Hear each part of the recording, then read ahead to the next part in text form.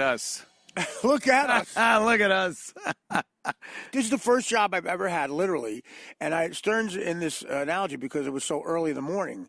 Yeah. Where on a Saturday night, I go, I can't wait to go to talk about something at work. Like, I think of something that might be funny for the show. I can't wait to go to work. Yeah, I can't wait to go in and talk about it. Right, yeah. It's that much fun. It's 4 p.m. And the Stern Show, the only part that felt like work was... It was early in the morning. Oh, fuck yeah. We got a paper out. I remember that shit. It's brutal. Not miss it. Yeah. Not miss having to get up at that ungodly hour. You get up and the hot chick across the hall is getting home. Yeah. I was... Yeah, and it was always like rush, last minute. I'm fucking like knowing I'm going to be late or something, and that would make a whole nother fucking thing. But you're the only guys who could relate to the fact that, I mean, again, I jumped on the bandwagon, but you're also talking to a lot of people. You realize you're barely awake. You go, I'm talking to a lot of people. Yeah, there's a lot of fucking people listening. You know, you're looking at that mic and you go, there's a guy in that microphone. There's a guy in traffic in Missouri. Yeah, right now, just sitting there. Who's hearing about the fact that I shit my pants on the... How was Pittsburgh? Pittsburgh is always good to me, man. Like I say, the last time I played Pittsburgh, I owed them one. It was a sold-out show, like 2,000 people, and I have to do an hour to get paid. 3 minutes in, my nose starts to bleed because I was on the way. I was doing, every 4 seconds, I was doing a line of something, but it was salt, pepper. Regardless. And I had snorted the glass, too, so it was a combination of everything. And I was bleeding as if, I'm trying to think, like, is there something in Gladiator where Russell Crowe gets hit with an axe? Yeah, that's a good one, Gladiator, a lot of blood. And the people are like, you know, they're such a great, radio fans are great. They were like my friends. A guy came up with a napkin and said, come on, man. Just giving you some shit. Yeah. And come on. I did the hour somehow. And I got paid, and they huddled around me like my cousin said, are you okay? And I went to a midnight AA meeting. Wow. Outside of Pittsburgh. If you want to know why Trump was elected, Hillary Clinton, go to an AA meeting at midnight outside of Pittsburgh. I'm telling you right now, I was like David Beckham. This is the kind of winner I felt like. I was like David Beckham if he had a law and medical degree. Really? I was that successful. And they were young kids. The stories are like 22 years old. They're a heroin addict. Their parents are heroin addicts. Yeah. Steal from them. Fuck. And, you know, it's like they think, you know, I overcame it. I'm like, I didn't. I had a coke problem in the 90s. Heroin got me in the 30s. I mean, if I had a heroin problem, I would not be here. When I was trying to make it, yeah. I'd be in a basement in Jersey. Not many people could hold that whole thing together. Oh. With Clapton, I don't know how he did. Well, Keith Richards had a doctor, I think, on the road with them.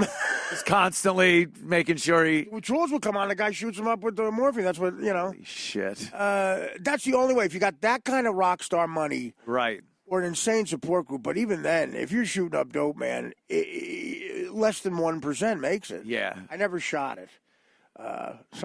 That's like the real commitment right there. Yeah. Holy shit. Michael Jackson, the guy who wrote Billie Jean, is, without question, in my opinion, I've seen all kinds because of rehab, the worst drug addict of all time, because he moved an operating room into his house. Every night he got an IV.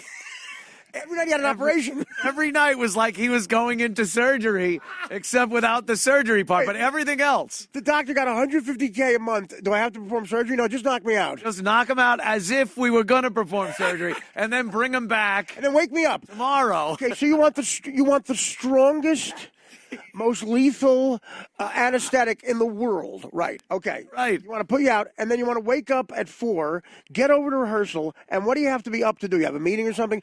No, I'm going to show you a concert I did in 1984. I have to do that.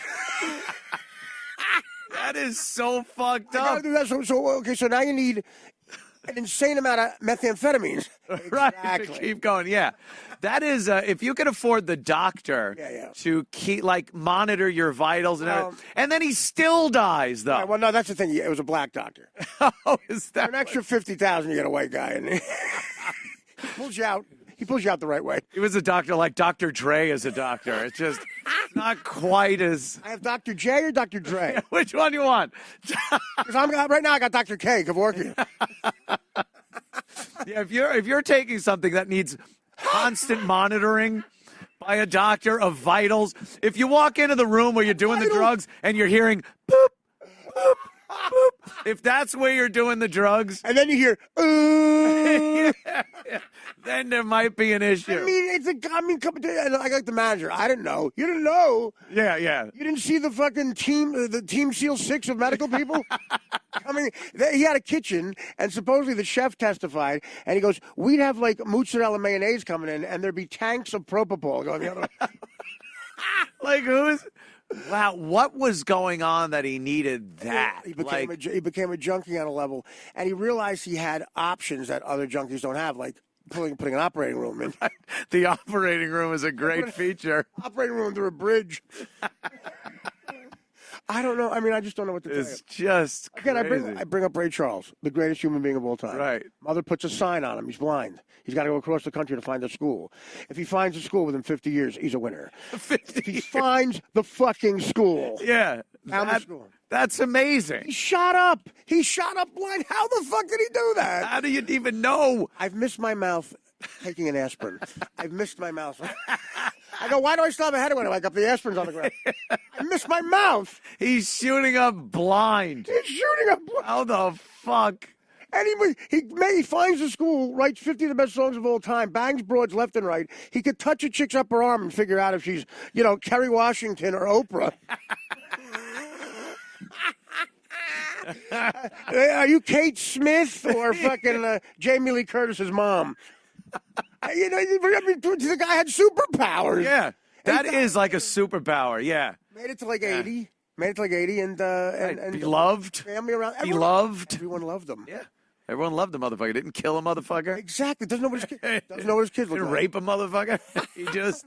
That would have helped my father if he didn't know what I looked like. That'd be if he was blind. Father, yeah. I would have said, Dad, I'm cut.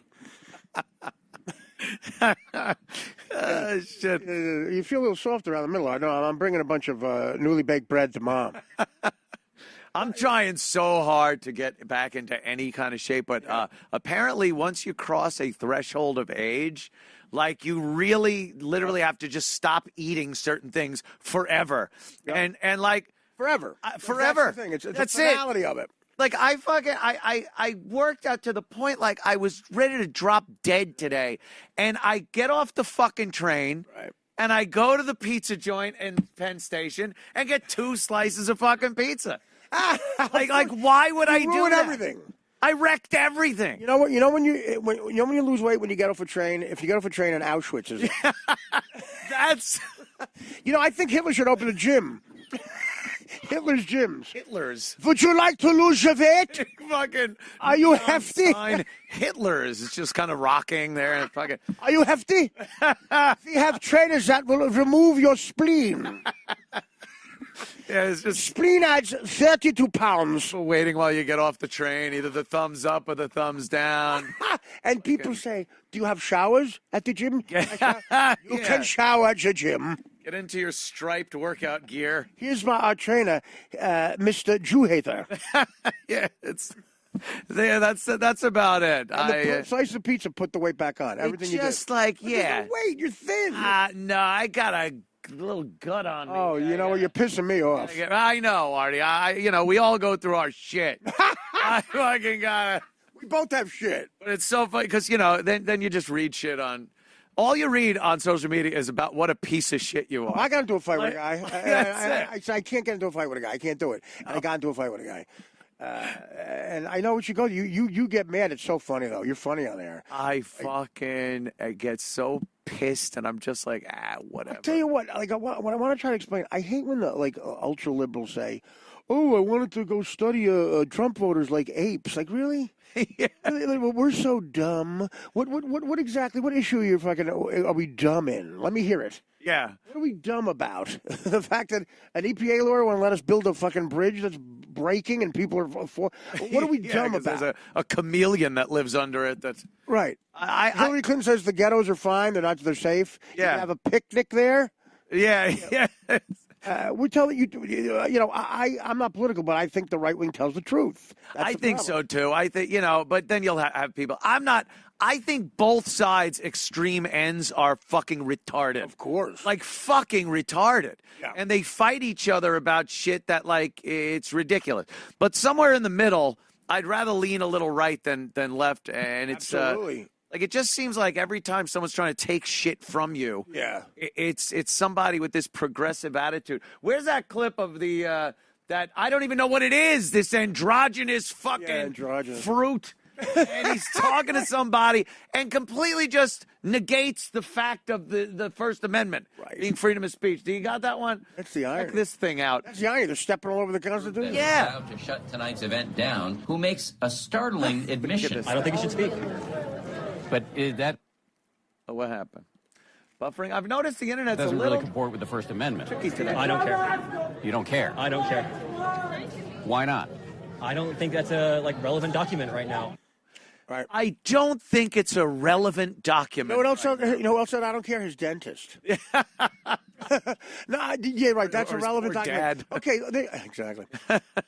What about that? Okay, just we got about an hour. Explain what you just said. Yeah. How was it not a relevant document? He's talking about, look, the Second Amendment thing with, it was written when there were slingshots and not, bump fucking whatever. I get that, okay, but how else is it not relevant? How is the First Amendment? Yeah. Your freedom to speak, not relevant because you don't like what the person's saying. Right. Like, that's the whole thing that gets me. And they are so adamant saying, like, no, it doesn't apply to hate speech. And then it's like, oh, okay, what's hate speech? Well, we get to decide that. Yeah. Well, okay. Exactly. That's the thing. It's so stupid. But are words hurtful? Look, I've both been. My father. I struck out once in Little League, and my father told me I was swinging like a cunt. True story. And then I immediately started drinking Old Granddad at 12 to get him back. That's what did it, right? What's worse, that or, getting hit with a bag full of oranges so it don't leave bruise marks? I've had both done to me. I'd rather be called a cunt. Right, yeah. So words don't hurt. Words, they don't hurt. They're out there. Look, you better hope so. On a daily basis. If you could pick this thing up and just read repugnant shit about you and your loved ones. Thank God you can't stutter in text because John's getting points across that I never thought he was making. Like now that he could text, he goes, "Oh, you were calling me a moron?" He went off the rails again this weekend, like just laying into us. And he's not even on the rails. He's trying to get back on and go back He's trying to get on the rails so he could get off the rails. I'm like, you were calling me a moron? I thought you were just calling me. I thought you had Mets tickets. you Met game. No, he's and again the point that he doesn't make a joke. He's back. He's on you and Keith now, and he just goes to something dark. He goes to something, yeah. So because we were joking about him and doing, the fucking imitations and everything, he gets so pissed that he just put like, "Hey Anthony, how's the domestic violence going?" It's like, what? He knows that story inside and out, and what actually happened because I had talked to him. Why bring that up? And why? He just brings it up. Even if you look. If I had the greatest joke of all time about that subject with you, I would probably do it. Yeah, I would expect you to. I would go, this guy's a friend. If someone else does it, okay, you got to deal with it. With me, he goes to a quadriplegic father. Okay, what does that mean? Where's the joke there? I don't know. I love reliving that by a guy who stutters, so it takes an extra hour. And then he deleted those tweets. Right. Like, because so many people were getting on his shit that he starts second-guessing himself. Ganging up. It was probably a little tanked when he fucking tweeted it. He's always tanked. So, I don't know. But he gets very sensitive. I want to, yeah, exactly. And the funny thing is, other people give him shit. Like, I love, he'll insult, like, you or me or Keith or something, and then you go back an hour later and you hear, he goes, "Well, guess what, Tony? You're an asshole, too." Yeah, because everyone's just unloading on him at that point now, and he's. Oh, I guess you went to university. He's so oversensitive for a guy. You would think a guy that spent that many years on Stern, right. would understand what it is. Yeah, but you see, he was like an abused child. Like the only argument for Charles Manson is I think a shrink has confirmed that his mother was a whore on heroin, and sometimes she'd break a trick home when he was like 10 years old, pass out before she fucked him, so the trick would fuck him. Oh, okay. Look, you know what? If I grew up like that, I might tell Peggy Craigwing to go kill the coffee woman, the hot chick married to Roman Polanski. Yeah. If a trick fucked me while he was on heroin when I was 10, I might go, you know what? Go kill that broad. Wow. Is that something that's been? He told Geraldo. Oh boy, it's true. You could almost say, All right, I get it. Do anything you want. Then I get it. Yeah, See, whatever well, you want. the example of a very liberal attitude. Like, there was a story once: a kid at Duke University got beat up by a black kid for no other reason than he just like said something wrong. And the white father was a liberal, the kid who got beat up, and the kid was in the right, got beat to a pulp. And I said to my son, "Let's examine why he's so mad." Us. And the son's like, "What do we do?" No, not us. White people. Right. What did we do? Well, 400 years ago. Yeah. 400 years. The reason you're pummeled. Are we related to them? I doubt it. No. So what did we do? You looked at a black kid wrong. Yeah. He beat him again. It's like that's where liberalism is. What are you talking about? Yeah, now you're just being a pussy. It goes to some bizarre place with liberalism. You can't. Nothing can just be looked at as it is on the surface. It's got to be dug up, and sometimes it's just as easy as saying, "Well, this is this," But some people they got to dig. Sometimes it works out. We had what seemed to be a brilliant idea on Stern. We roasted a real Klan member, that guy Daniel Carver. Daniel Carver, let's roast him. Jewish and black and gay comedians. Yeah, and we'll roast him. Again, Howard was touched by the radio gods that this happened. This really happened. The Reverend Bob Levy got 2 black comics. Both were late. One was late because he got pulled over, had a warrant out for his arrest. Okay, and he was the first first roaster, so he couldn't start the roast. And the kid actually said that with a straight face, didn't realize what he was saying. Daniel Carver had the best roast. There you go. Look, he's in Robin's booth. He's in Robin's booth. Look at that. And we had to steal. Look with at his Klan gear on and everything. Hat. Look at the hat. Oh, my God. And there's another. Oh, that's Sal. All right. So, okay, here's what Daniel Carver is about. After the kid said he was late and everything, he left. And Daniel Carver's retort was, "Told you." That's it. And the place just went. Shit. And we all kind of bombed. Like it was awkward. Yeah. Every time Daniel Carver was on, it got really weird and awkward. Sometimes it was funny. Like you wanted to laugh at it, but it was kind of ooh. We had the dumb idea of, I think Snapple sponsored me trying to beat him in football picks every week, and he would have his thing. I'll bet the Falcons.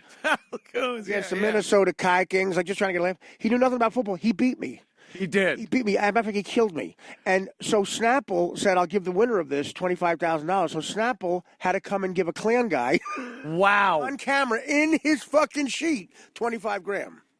That was back when we could have sued him. Yeah.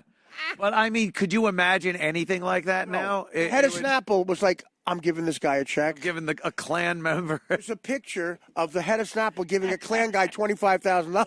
Was it one of the big checks? Big check that you could burn. And listen, we had no right to tell him. We said, "Can you please just not wear the sheets?" At least he goes, "No." No, that's he had on his fucking grand regalia. Dedicated to the cause, man. Snapple. That's it. Snapple had to hand over. Snapple helping the community. God only knows what he used the money for. I bought a whip. Could you imagine? Snapple would be boycotted, and I bought a whip that's really strong, and I tell you, those gardeners are in line. He would make the cement statues. And call them his cement niggers. Yeah, he would fucking I made a lawn jockey out of an actual black kid. He had all his merch. He was pretty set up. One time he said, "Someday the Mexicans are going to outnumber the humans." That was like a bumper sticker he had. And listen, I hate it when he made good points. Yeah, you hate to agree with the guy. Again, I said Howard was upset, but I said, "Howard, listen, again, you're touched by the gods. Who would think this would happen?" Yeah. The black kid roasting a Klan guy's late because he had warrants out. Because he had warrants. It's perfect. It's fucking perfect. It's perfect. There was another. I remember. I think it was the Channel 9 show. Yeah. He had Daniel Carver on and a black woman. Right. It was so uncomfortable. Yeah. It was going, "Look at you. You got hair like wool. Your skin is like," and she actually had to sit there and go, "Well, I'm not an animal." Like. Defend herself. Yeah, defend yourself. Woman, it's like when the cleaning woman loved James Brown when he came on, and she said, "Do you want to say anything?" We said, "Say something to James Brown." She goes, "I read that when he was born, he got brain damage, and I've talked to James, and he's not brain damaged." And James Brown goes, "Thank you, honey." Thank you, honey. Thank you. Honey. Yeah, when he was on the Channel 9 show, Howard said, list all the people in order who you hate the most, like gays and everything. And it said Jew, like mulattoes, gays. And he goes, well, nothing lower than a Jew. All right, Yeah. Howard, before the nose job. Yeah. Again, it's real. It's funnier than a sketch because it's not a guy playing a Klan guy. No, it's a real guy. That's yeah. That's what was so fucking. And again, listen, you say what you want. It got you guys suspended, but sex in a church. Yeah, that's edgy material. That's dangerous material, Ryan Seacrest. That was pretty bad. Someone just sent me a clipping of that, like the front page of it. Yeah. And I looked at the date, and it was like August 2002. It's unbelievable. And I'm thinking back, like, I just started on Stern. I was there for about 10 months. Fucking. And the biggest worry was you guys, and everyone was saying in radio. Like, oh, it's over. They're done. Don't worry about it. They're gone. Yeah, I took 2 years off. It was a 2-year sitting on the beach getting paid. Oh my God. It was fucking fantastic. You know what's good about you is that is better to you. You don't care. I didn't care. I was like, all I thought was in 2 years, enough of this will have blown over, and our agent's going to get us another gig, which he did on satellite. Yeah, good. So it was just like, I am just going to enjoy the living fuck out of myself. Why not? For 2 years. And, Howard had to see Mel's point of view when you really think about it. And Mel and Howard, did something legendary. But how rare is it to find a show like you guys that actually is making an impact? Yeah, You found another show. Yeah. It's hard to fucking do. It was. You get the SS and fuckface today, and then now you got guys who are cool, edgy. You got Norton on there. It's like you guys are making it. So Mel is like, hey, man, there's a lot more money to me. That's what he was saying, too. He goes, how does that work that my afternoon show is fucking with my morning show, and you guys are on the same company, you work for the same company. It should be the 27 Yankees. Right, yeah. Instead it's the 84 Yankees. Oh, that disaster, too. Fucking. How about that? I was feeling pretty good. I thought. Did you tweet that you were glad the Astros are in? Somebody said this. Anthony hate the. I said he's probably being sarcastic or something. Of course I was. Yeah. I said, I'm so glad to see Houston get in. I go, I bleed Houston. Wait, what color are they? Yeah, right. I have no idea. I don't fucking. No, I was very disappointed. I thought. Astronaut. I thought when they pulled ahead a game that.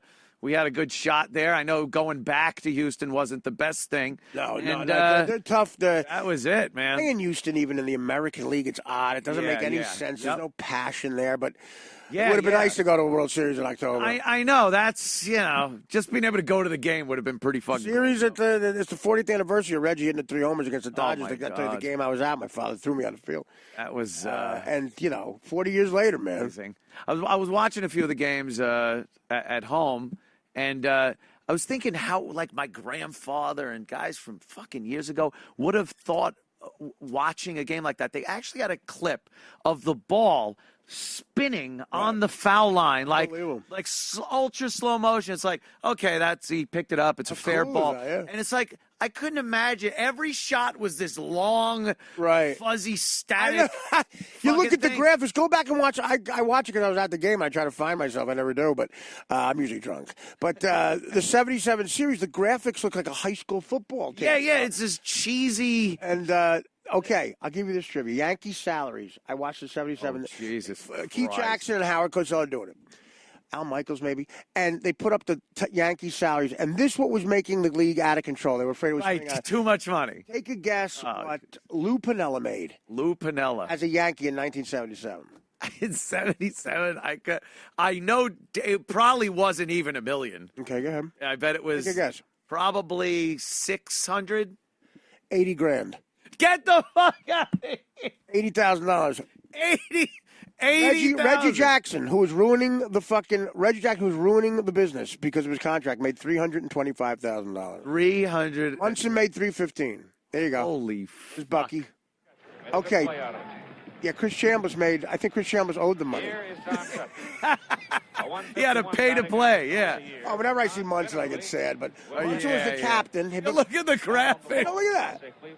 Now they fly in. There's a sound effect when the graphic comes in. Don Sutton, one of the greatest pitchers, he would be washing Sabathia's car.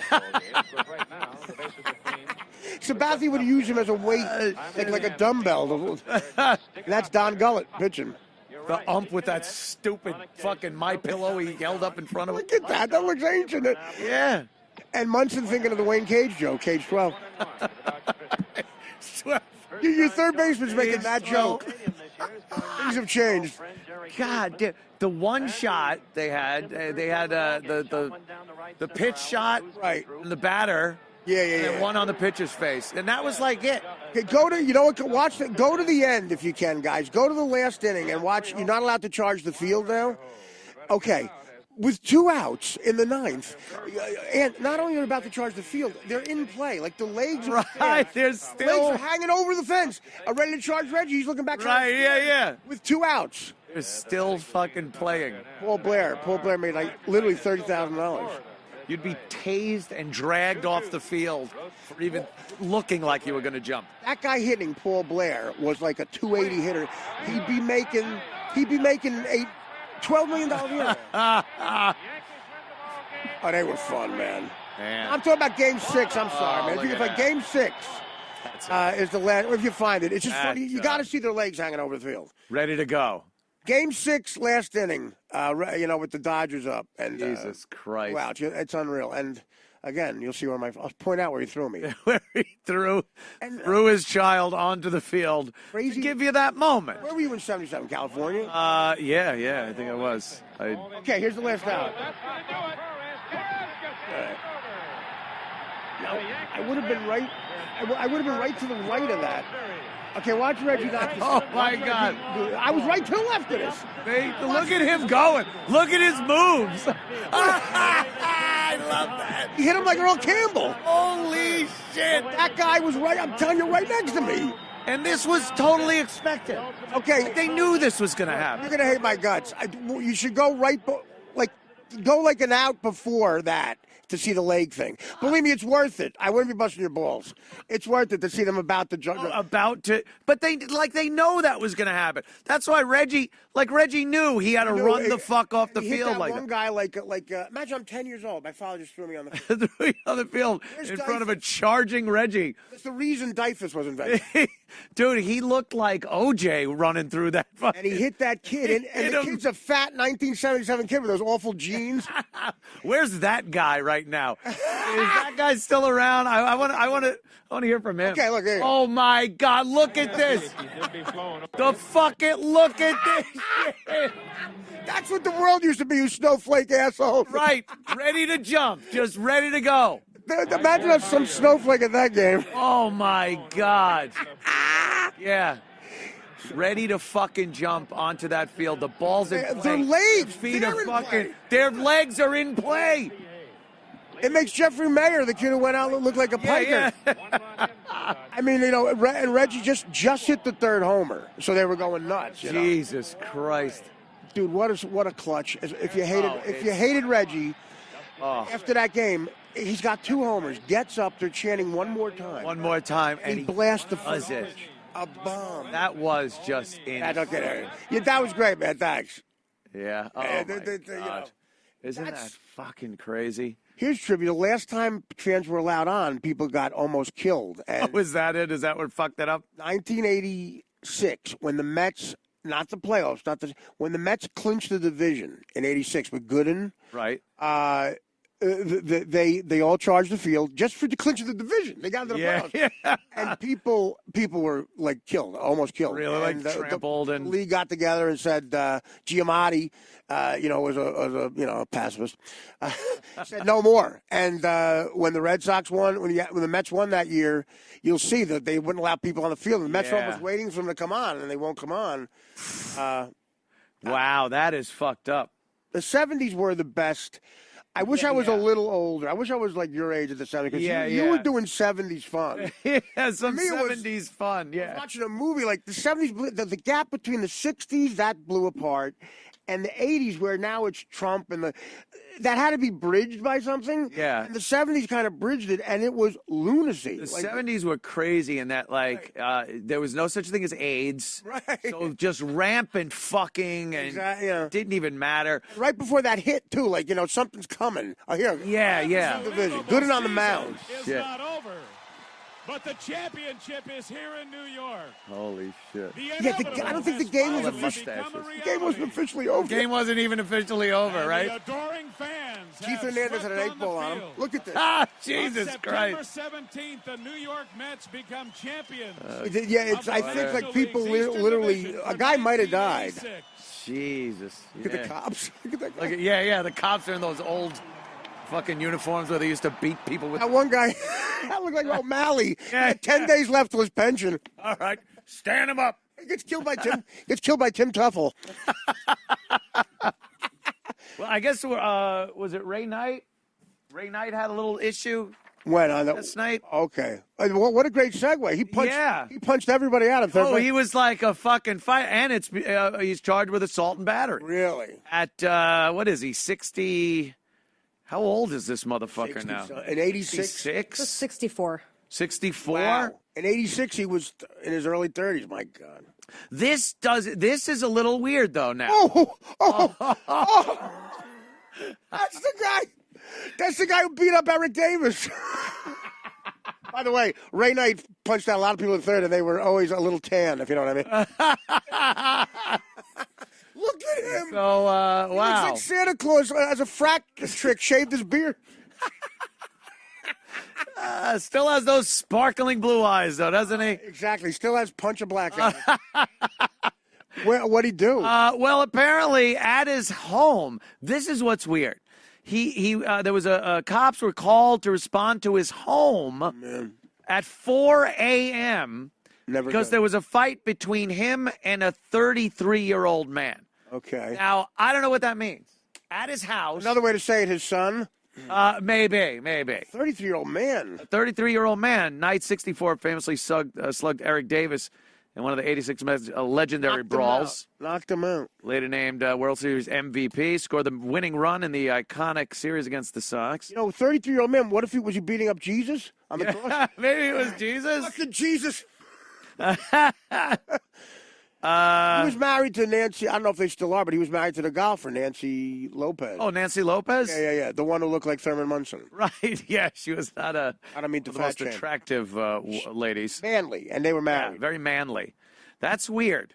Knight was one of the toughest players, 86 team, unlike many of his teammates who reportedly didn't drink or do drugs. In fact, he resents that, the party culture. The joy of beating up minorities was his That was all it took. Watch his punch. Yeah. Decks him. Oh. Eric Davis, the fat black umpire. Gary Carter from behind. That was bullshit. Yeah. Fighting dirty. What was the blow Hernandez got laced with tonight? Look at this shit. Look at Eric Davis. Eric Davis is pissed. That's third baseman. Bruce Kim is They had only gotten the vote 10 years earlier, so. So, take it. I mean, again, time was different, man. It really was, right? I can't believe I'm here. What the fuck? Yeah, you don't really see that much these days. New York was on its way out. People like Giuliani took all that Disney money, man. Yeah. And Times Square was like, you'd see a guy with a knitting needle coming out of his forehead trying to sell you a blender. Does the puree work? And, in front of these abandoned theaters, and Disney came by going, we'll take the Lion King, mermaid fucking thing, and all money. Right. And the child molesters all get Pluto outfits. All the Broadway shows. Right. We'll put all these fucking creeps and freaks and weirdos in the costumes to hold the children. What do we get? It's not what we get. It's what you get. You get, my You friend. get a Elmo costume. By the way, did you ever walk by the smell? How often do you think that guy washes the Elmo costume? It's all just piss and shit. It smells like they're pissing and shitting inside those. Is everybody Oscar? So bad. We used to take the train in. Me, my buddy Joe Curry, and Lloyd. I did it all the time too. We used to take the train in just to look around and go, "Holy fuck!" To be freaked out. Yeah. By everything. You get fake IDs and talk about the crooked guys, those fake IDs. You could get anything. I swear to God, this guy tried to sell me an airline pilot license. I just want to drink, underage at Seneca College. Right. I don't want. He goes, no, man, I could have you. You'll be the second pilot on the flight to Orlando at 1 p.m. today. That's your uniform. What are you, 32 large? That is so fucked up. Because you want a pilot license. How much? $18. $18. You could fucking fly the jump seat to Colorado. A priest outfit. He said when you get drunk underage with the fake ID, put the priest outfit on. Just say you're late for a sermon or something. What hustlers back then. It was just amazing. And it wasn't 7-Eleven type guys either. It was like an Irish guy from Queens. Right, yeah. It all the porn theaters and smut shops and all that shit that was going on. Yeah. Everything looked like the beginning of The Odd Couple.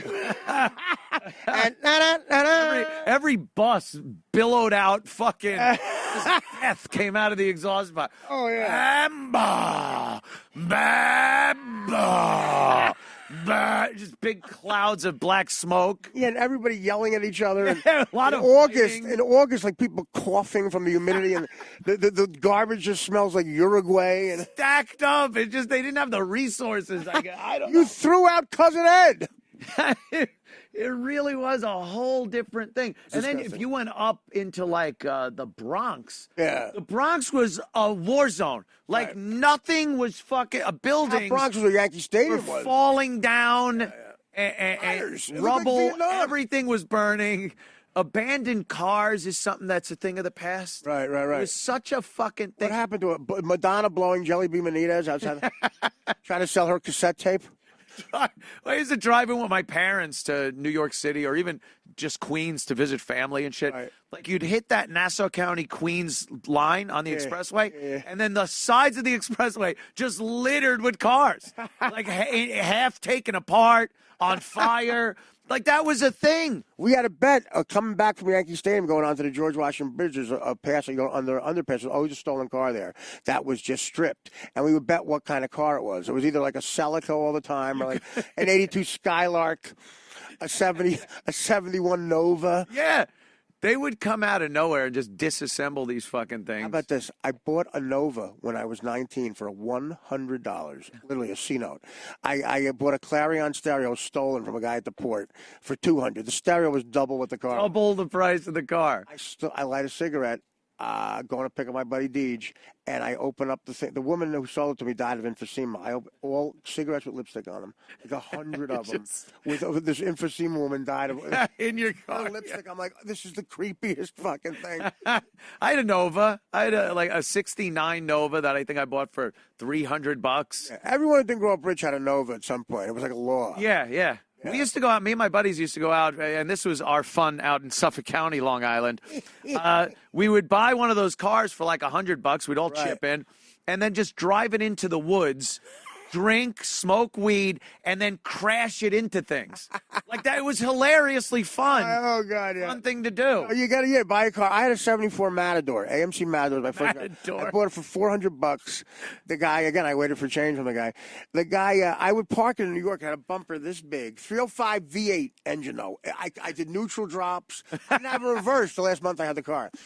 I had to make a K-turn. I needed my friend to push it in reverse. But it was great, like, you get into a car, like, sort of altercation in New York, and a guy's got a Mercedes. You're like, okay, dude, one of us doesn't care. Yeah. I'm going to continue on this line here. You can bang into me if you want, but I don't think you want to do that. In Times Square, they had, like, it might have been a young Michael Buffer, but they had a guy with a microphone in one of those porn shops going, okay, pussy. Who wants black pussy? Second floor. Who wants midget pussy? You want midget pussy? You look a little short, honey. How about third floor? Who wants disgusting stuff? Right on the street. Yeah. He was there on the street in front of the place, little speaker with a mic going, who wants pussy? Sam Kinison, I think, had that. Pussy. They would have 3-card money was all over the place. Always trying to shake people down. Right. The fake merchandise. I love that. Bought a fucking camcorder in a box for $100, and he was all excited. And we're like, dude, open it up. Of course. And it was the plastic wrap on it. The shrink wrap was so thick and hard to get through that when we finally got it off, all the pictures of the camcorder just slid off because they were like from newspapers. Oh, my God. And, inside with some rolled up newspapers. Yeah. The main line is, dude, open it up. Yeah, open it up, dude. The 3-card Monty. Yeah. The guy with the pussy. And the people on the street trying to sell you things. That right? Of course, it's a Of course, this is where you get a Cartier watch. Yeah, this is where I go. You know, you get I wondered. You get it at Cartier. Yeah. That's where you get a Cartier watch. Again, though, part of me, you miss part of that. Yeah, you do. You know? Like it's one of those in hindsight things, you know? Because you would think, yeah, clean up this fucking place. Right. And it's great. It's nicer. It's fucking... still New York. And Giuliani had an offer on the table literally from Disney. And they said, and he fixed the whole... That's right. Like you said, every Broadway show turned into Beauty and the Beast and fucking Little Mermaid. And so it's all a lot of Disney stuff. The stores, Times Square, all those stupid Bubba Gump shrimp and fucking... I know. All those places are just... It's great. Yeah, Bubba Gump shrimp is like, that's not New. I mean, it's not the gritty New York, but still. The fucked up thing is you could go a short taxi ride anywhere, and you have the best food in the country. Yeah. You could go to some restaurants with best, and yet there were no franchise. There weren't any Papa John's. No. And there are people going into Times Square, into TGI Fridays. I know. Fucking shit. It's like, you're here in New York. What are you doing? Oh, there was a tourist family. My buddy, the bad cop, will tell you this. Sbarro Pizza, when it first opened in Times Square, I just started as a comic. And my buddies came in to see me do stand-up down at CBGB's. They had like a comedy. Oh, yeah. And my buddy, the bad cop, there were like serious like improv scenes. So this lesbian couple, before I go on, an improv scene. The one girl tells the other girl she has breast cancer. The other girl says to the girl, I want to touch your breast one last time and make it before surgery. She takes her shirt off. My buddy goes, decent. Oh, shit. like he's jerking. Decent. Decent. Yeah, that's a cop. So we go to Sbarro. A tourist family is eating right next to the all-glass thing. They're looking at everything. And I was drunk, and I pressed ham. I mooned. Oh, you did? My pressed ass was a foot from their pizza. They're eating, yeah. Like the glass was the only thing in between. And my ass. And my buddy was yelling out Harvest Moon, which is shit. And that gives them a New York experience. Yeah. I really think it does. Better than the pizza. Yeah, had to be. Who's out there? Jeffrey? Yeah, come on in, man. Best mullet on the planet. Oh, absolutely. Mullet man. Absolutely. On mullet. Take a seat. Hey, Jeffrey Gurian. How you doing, man? Good to see you. The feeling's mutual. Never writes a bad word about me. Take a good seat right there, my friend. Thank you. All right. Yeah. Yeah, we're just me and Artie waxing fantastic over the old New York City. Jeffrey days. knows. No longer exists anymore. Yes. No. Back when it was insanity. It's gentrified everywhere in Manhattan. I was just thinking, there's nowhere to send a tourist as a joke in Manhattan. Like, no. You want to go to the Broadway? It's Washington Heights. Just remember the word punta. It's all nice now. Yeah, even Bed-Stuy is nice. Yeah, right, even Bed-Stuy is turning around. It's nice. All the rocks. Chris Rock, Tony Rock, they all left. Yeah. I was out there for the Martin Luther King Comedy Festival. Everyone was white. Did he tell jokes? MLK? I have a dream that this is funny. Well, that must have been great. If they get all the black comics, it's the best time for black comedians right now. You got Rock and Chappelle are working all the time, and Michael Che and all those guys. Everybody's got a Netflix special. Yes, amazing. Not me. I can't get arrested on Netflix. Coming up. I got a Showtime special, which is like telling other comedians I'm out of show business. Jeez.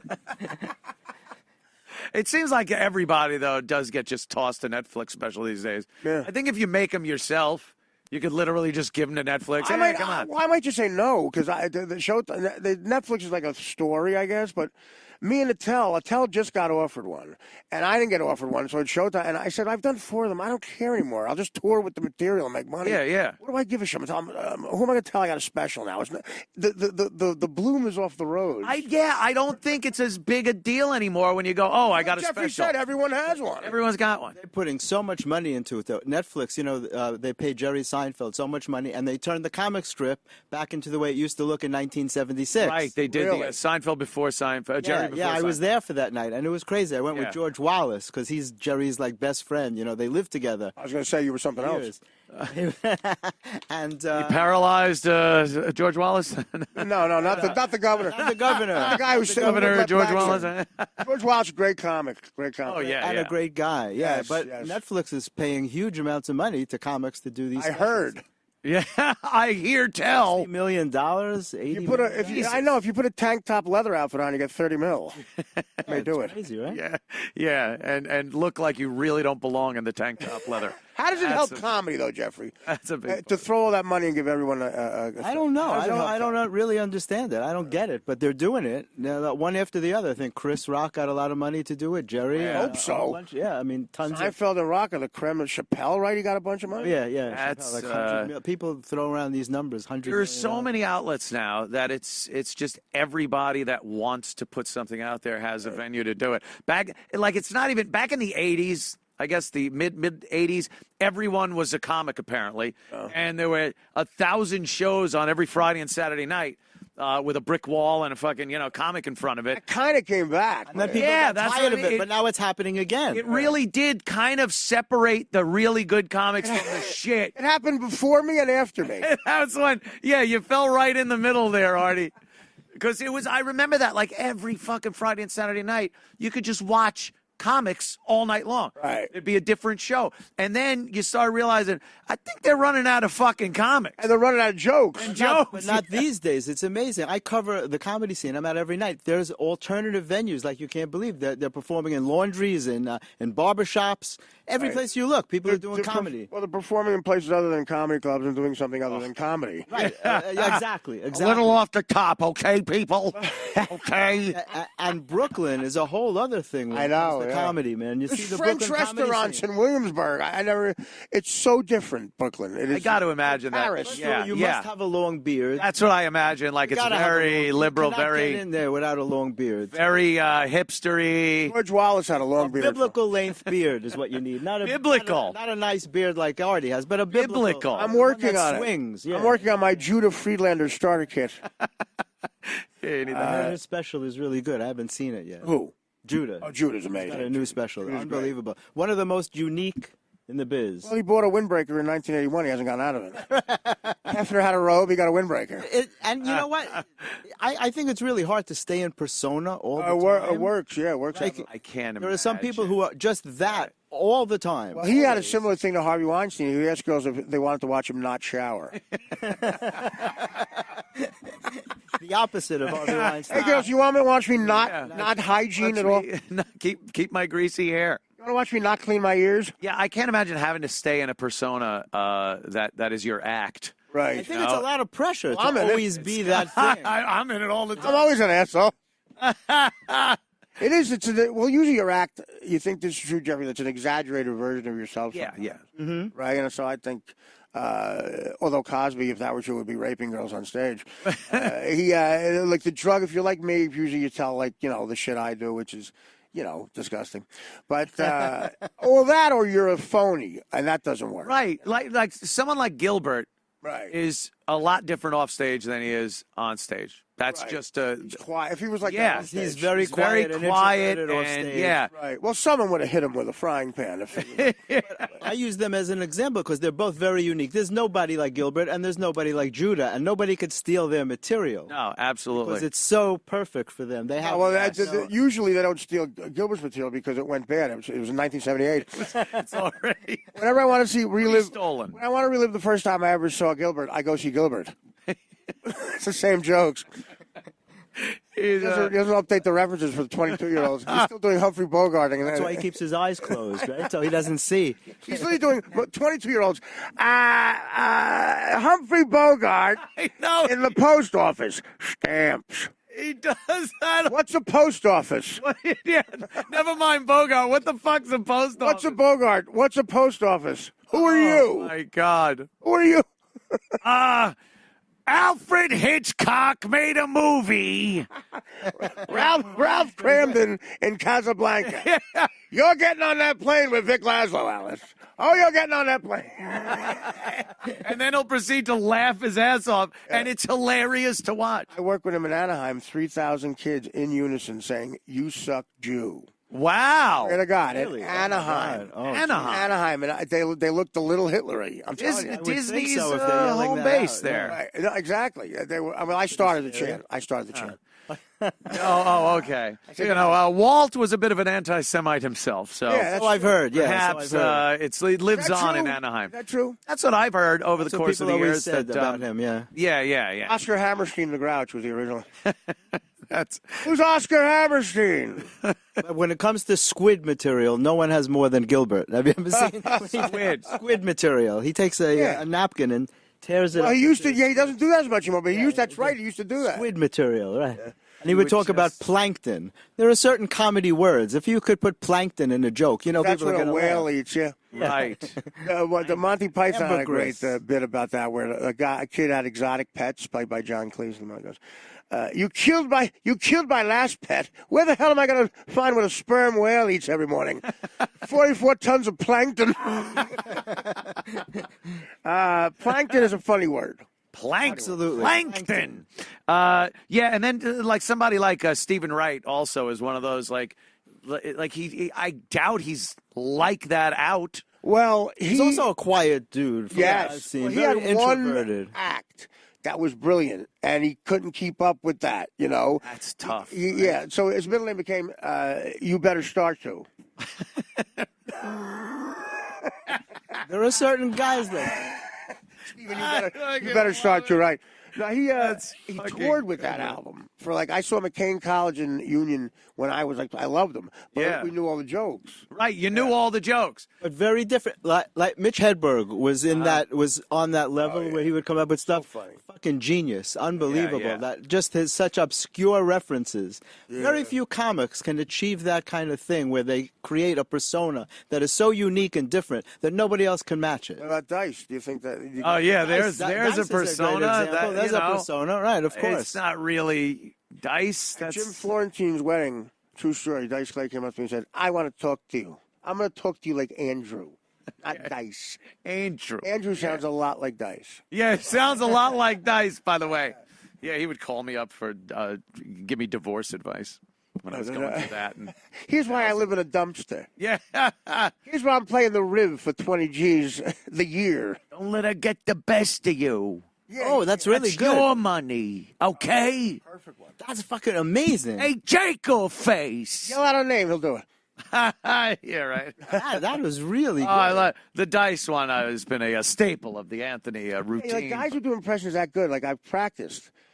You got that little, it's a subtle, got a twang there. Yeah, you're watching him so Hard many to do. fucking years. Yeah. When you do amazing that, ear. do you work from a tape when you go to work on a No, voice? I literally just hear someone and go, I think I could do that. And then just keep Such a gift. doing it. Amazing. Actually, he doesn't try anything. That's why we got to. Yeah, you just fucking I stopped trying too. Yeah. Amazing. I'm Yeah, blown after you away. hit a certain point, you just don't give a shit. Bukowski. That's it. Just don't care anymore.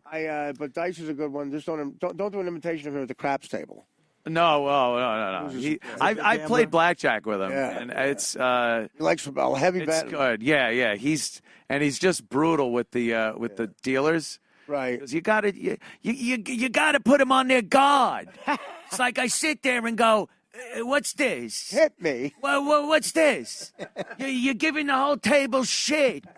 Oh, it's fucking great. You know what else Swear Stuttering to John God, it is? sounds like he's here. That's fucking amazing. You know what else Stuttering John Really does? accurate. Is that he's one of those guys who sits at a blackjack table, John, and gets mad at the other people if they're playing Oh, wrong. yeah. So I would sit next to him every time, shit. and I would hit on 19. Hit on 19. Yeah, just to piss off John. Wait, you stay. You're retarded. Insurance. You took my 10. You took my 10. We were just John at a table, and he's winning, and I would go sit next to him, and I would go, a dealer has a 2, I have an ace, and a 4, hit me. I'm going for the 7-card thing. You have 28, hit me. Wait, you took my 7. Oh, God, he must have gone insane. Oh, does that just annoy the shit out of him? Sit right next to him. That No one is can kick me really out. fucking Boy, funny. did you fool him? But you were losing the money, right? That was. Well, I would bet like a fraction. Oh, yeah. But, You'd have like a $2,000. I'd have a dime on it. money against John's misery. I don't know. You could really weigh that and come Oh, I'd out have paid. as a winner. I would have emptied my bank account. See Yeah. the reaction. If you're sitting at a table where somebody's really fucking up at the table, just get up and leave. you got to leave. You can't. It's a lot of pressure to be in that end seat because everybody else is looking at you. Looking at you to make some dopey ass move or something. Also, when somebody new sits at the table, I will pull back any big bet I have. Right. Small bets, see how they play first. Just to see what they're doing, yeah. Yeah, because, I mean, I have been fucked by people that have pulled some bonehead moves at the table where I've had a lot of money.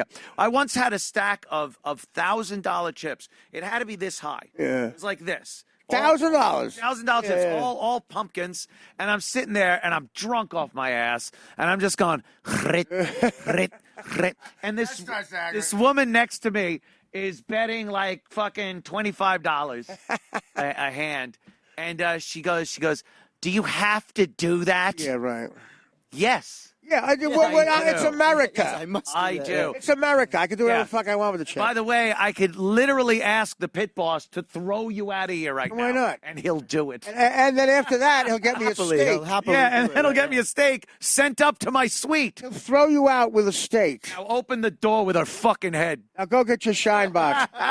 Get your shine box. Go get your fucking shine box. Open the door with her fucking head. How about this? I was in Vegas for Super Bowl. I was dating this girl, Dana, a lovely girl, and she calls me up a half hour before the Super Bowl. Now, when your girlfriend calls you in half an hour before the Super Bowl, you got to have a checklist of shit you got to do. I got to take the European hooker off my cock. I got to make her clap her hands so she won't steal anything. And then, no, this true story. She goes, me and my mother want to put in a real live bet in Las Vegas. Real live bet. At a casino. Can you put in a bet for us? I'm like, yeah. I told her what the under-over was, so the total number of points. And she goes, we want to bet $50 on the over. And I said, okay, great. I'll put it in. Now, I'm not going to go put it in. I'll keep the bet and tell her. But then I went and I looked at what I liked, and I went back and I had my bets down. And I said, you're in $50 on the over. And she goes, great. And her and her mother are like hugging. She goes, well, let's root for you too. What do you have? I said, I have $25,000 on the under. Good luck to you and your cunt mother. What happens? You know what happens. Of course. Over comes in. Right. And I get back and I tell her I lost 25 grand. She goes, do you have my 50? Where's my 50? And that led to an argument. Shit. I have $25,000 on the under. Let that seep in for a little while. Yeah, do you think anyone ever really, because I've gotten that when I'm going to Vegas or AC or something, it's like, could you put $50 on 16 on the roulette number? If you do that, if you think anyone actually makes that bet, right. to people, you're out of your fucking mind. Like you want to do what they're doing, where they're like, my aunt will say stuff like that to me. I'm like, yeah, I'll do that. And why don't you give? Can I give Uncle Tony a bath next time I come over there? Can I do what you do? Can I wash his fucking hanging nuts? And I'll put in a bet for you, and shithead. No, I don't think your blood. At 50 went for a few Captain Morgan and Cokes. Oh, That's about the bus it. Down AC, I have Italian women from the neighborhood taking that bus down. Oh my! I forbid you mess with that ritual. They get their hair done. I can't even imagine that. Get their hair done. Yeah, to lose payments on the fucking Corvette. That fucking. We had one of our fans for many years, Stalker Patty. Right. Would take the bus down there. Yeah. It's an Irish name. She would Stalker Patty. We knew she was like the first person we met when we got to NEW back in like 98. Wow, what did she pre-stalked you? You weren't even there yet. Pre-stalking. She was helping out with one of those charities, one of those fucking Hungerthon. Hungerthon or something. And she was helping out when we first started there, and she seemed to be there all the time. So we called her a stalker, and we just realized she was homeless and lived like under the stairs at NEW. Anyone had a home she stalked. Yeah. That's pretty much how she stalked. I had a Mexican stalker, Bean Stalker. Bean Stalker. She loved that nickname. You ever have a stalker on any little like a radio stalker? Because I did for a brief amount of time. Yeah. I actually, it was a little more than just a radio fan. I had a stalker. A girlfriend. No, it wasn't a girlfriend, but it was a sexual encounter, and she just didn't stop. Right. And the most fucked up thing about this was I knew that this would happen without really knowing. Jim Norton was going out with this girl. Any stalking, just fucking this girl. Any stalking story that starts out with Jim Norton. Jim Norton was fucking this girl, and for months after, I think he just like had sex with her once. Right. And then for months and months and months after, we had to hear on the air about this fucking cunt stalker bitch. He goes, look, we're local girl. 20 fucking texts in the last hour, phone messages, everything that just go on and on. She takes up all the time on the fucking thing. And just, he actually got police involved, a restraining order, everything. That. And we're like, holy shit. That's a police report. So did you leave right after you defecated in the man's mouth? Yeah.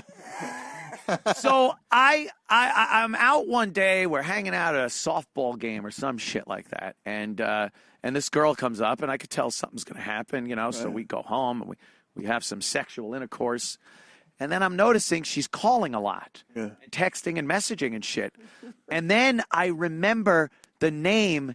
It was dude, the same girl. Oh, my God. It was the same girl. Oh, jeez. And Jimmy starts laughing his ass off. He goes, I wondered why my calls stopped. He goes, their fucking calls stopped because now I was getting it. Let me send you a picture, Anthony, of me cutting my wrist.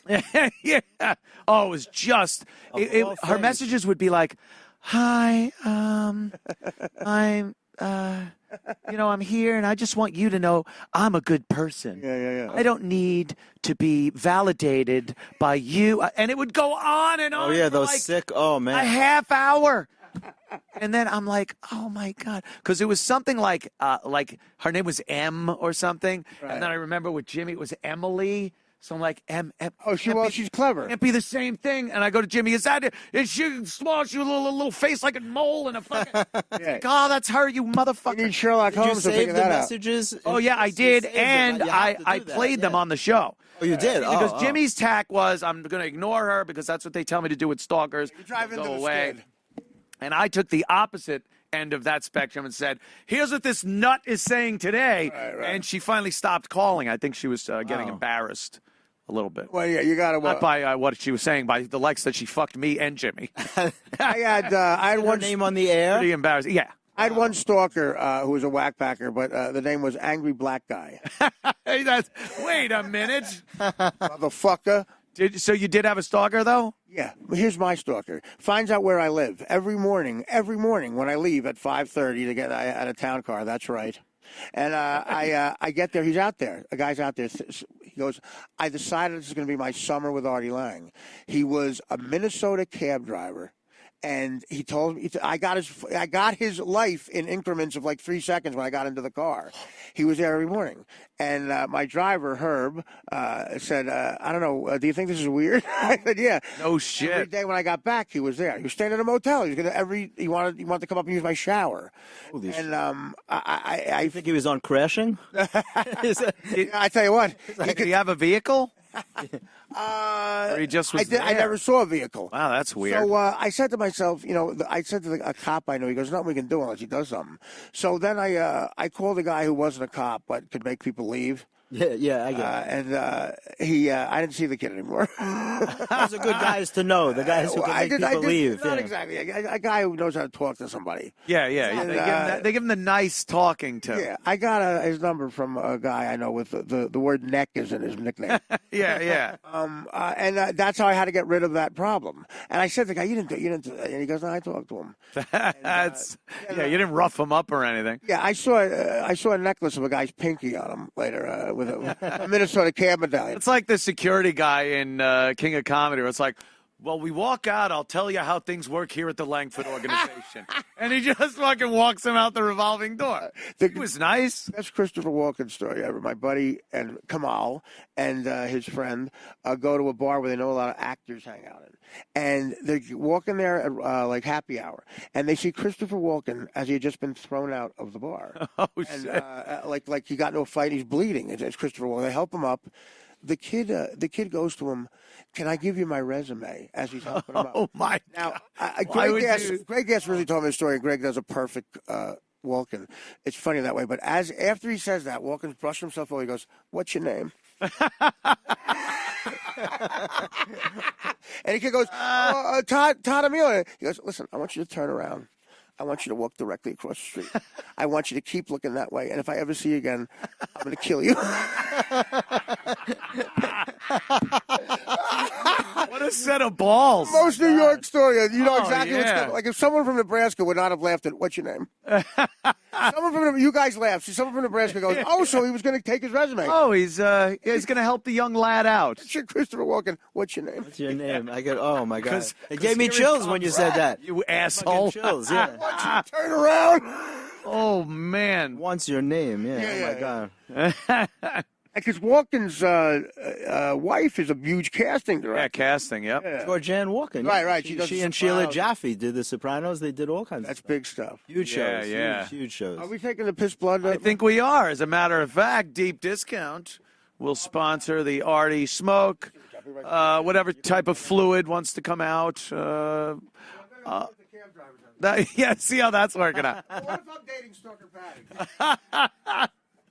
Patty? Deep Discount, yes, Deep Discount. Here's the Deep Discount clip of the day. What is it from? Ooh. La mezza gente vuole ballare.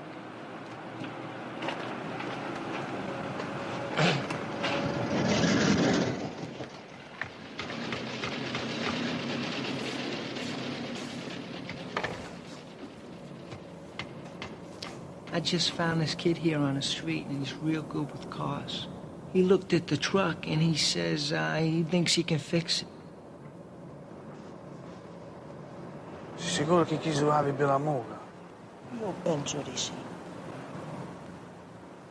What's your name? Suchowski. Hyman Suchowski. Yeah, but we're gonna dump that. I call him Johnny Lips. Well, we give him a better name. Who's the greatest man to you in the whole world? Hey, come on, How's it Hyman, going, answer man? Mr. Corleone when he talks. Yeah, who is it? Is it Columbus, Marconi, Garibaldi? Arnold Rothstein. Arnold Rothstein. Rothstein. Huh. I like that. Hello. And we call you Hyman Rothstein.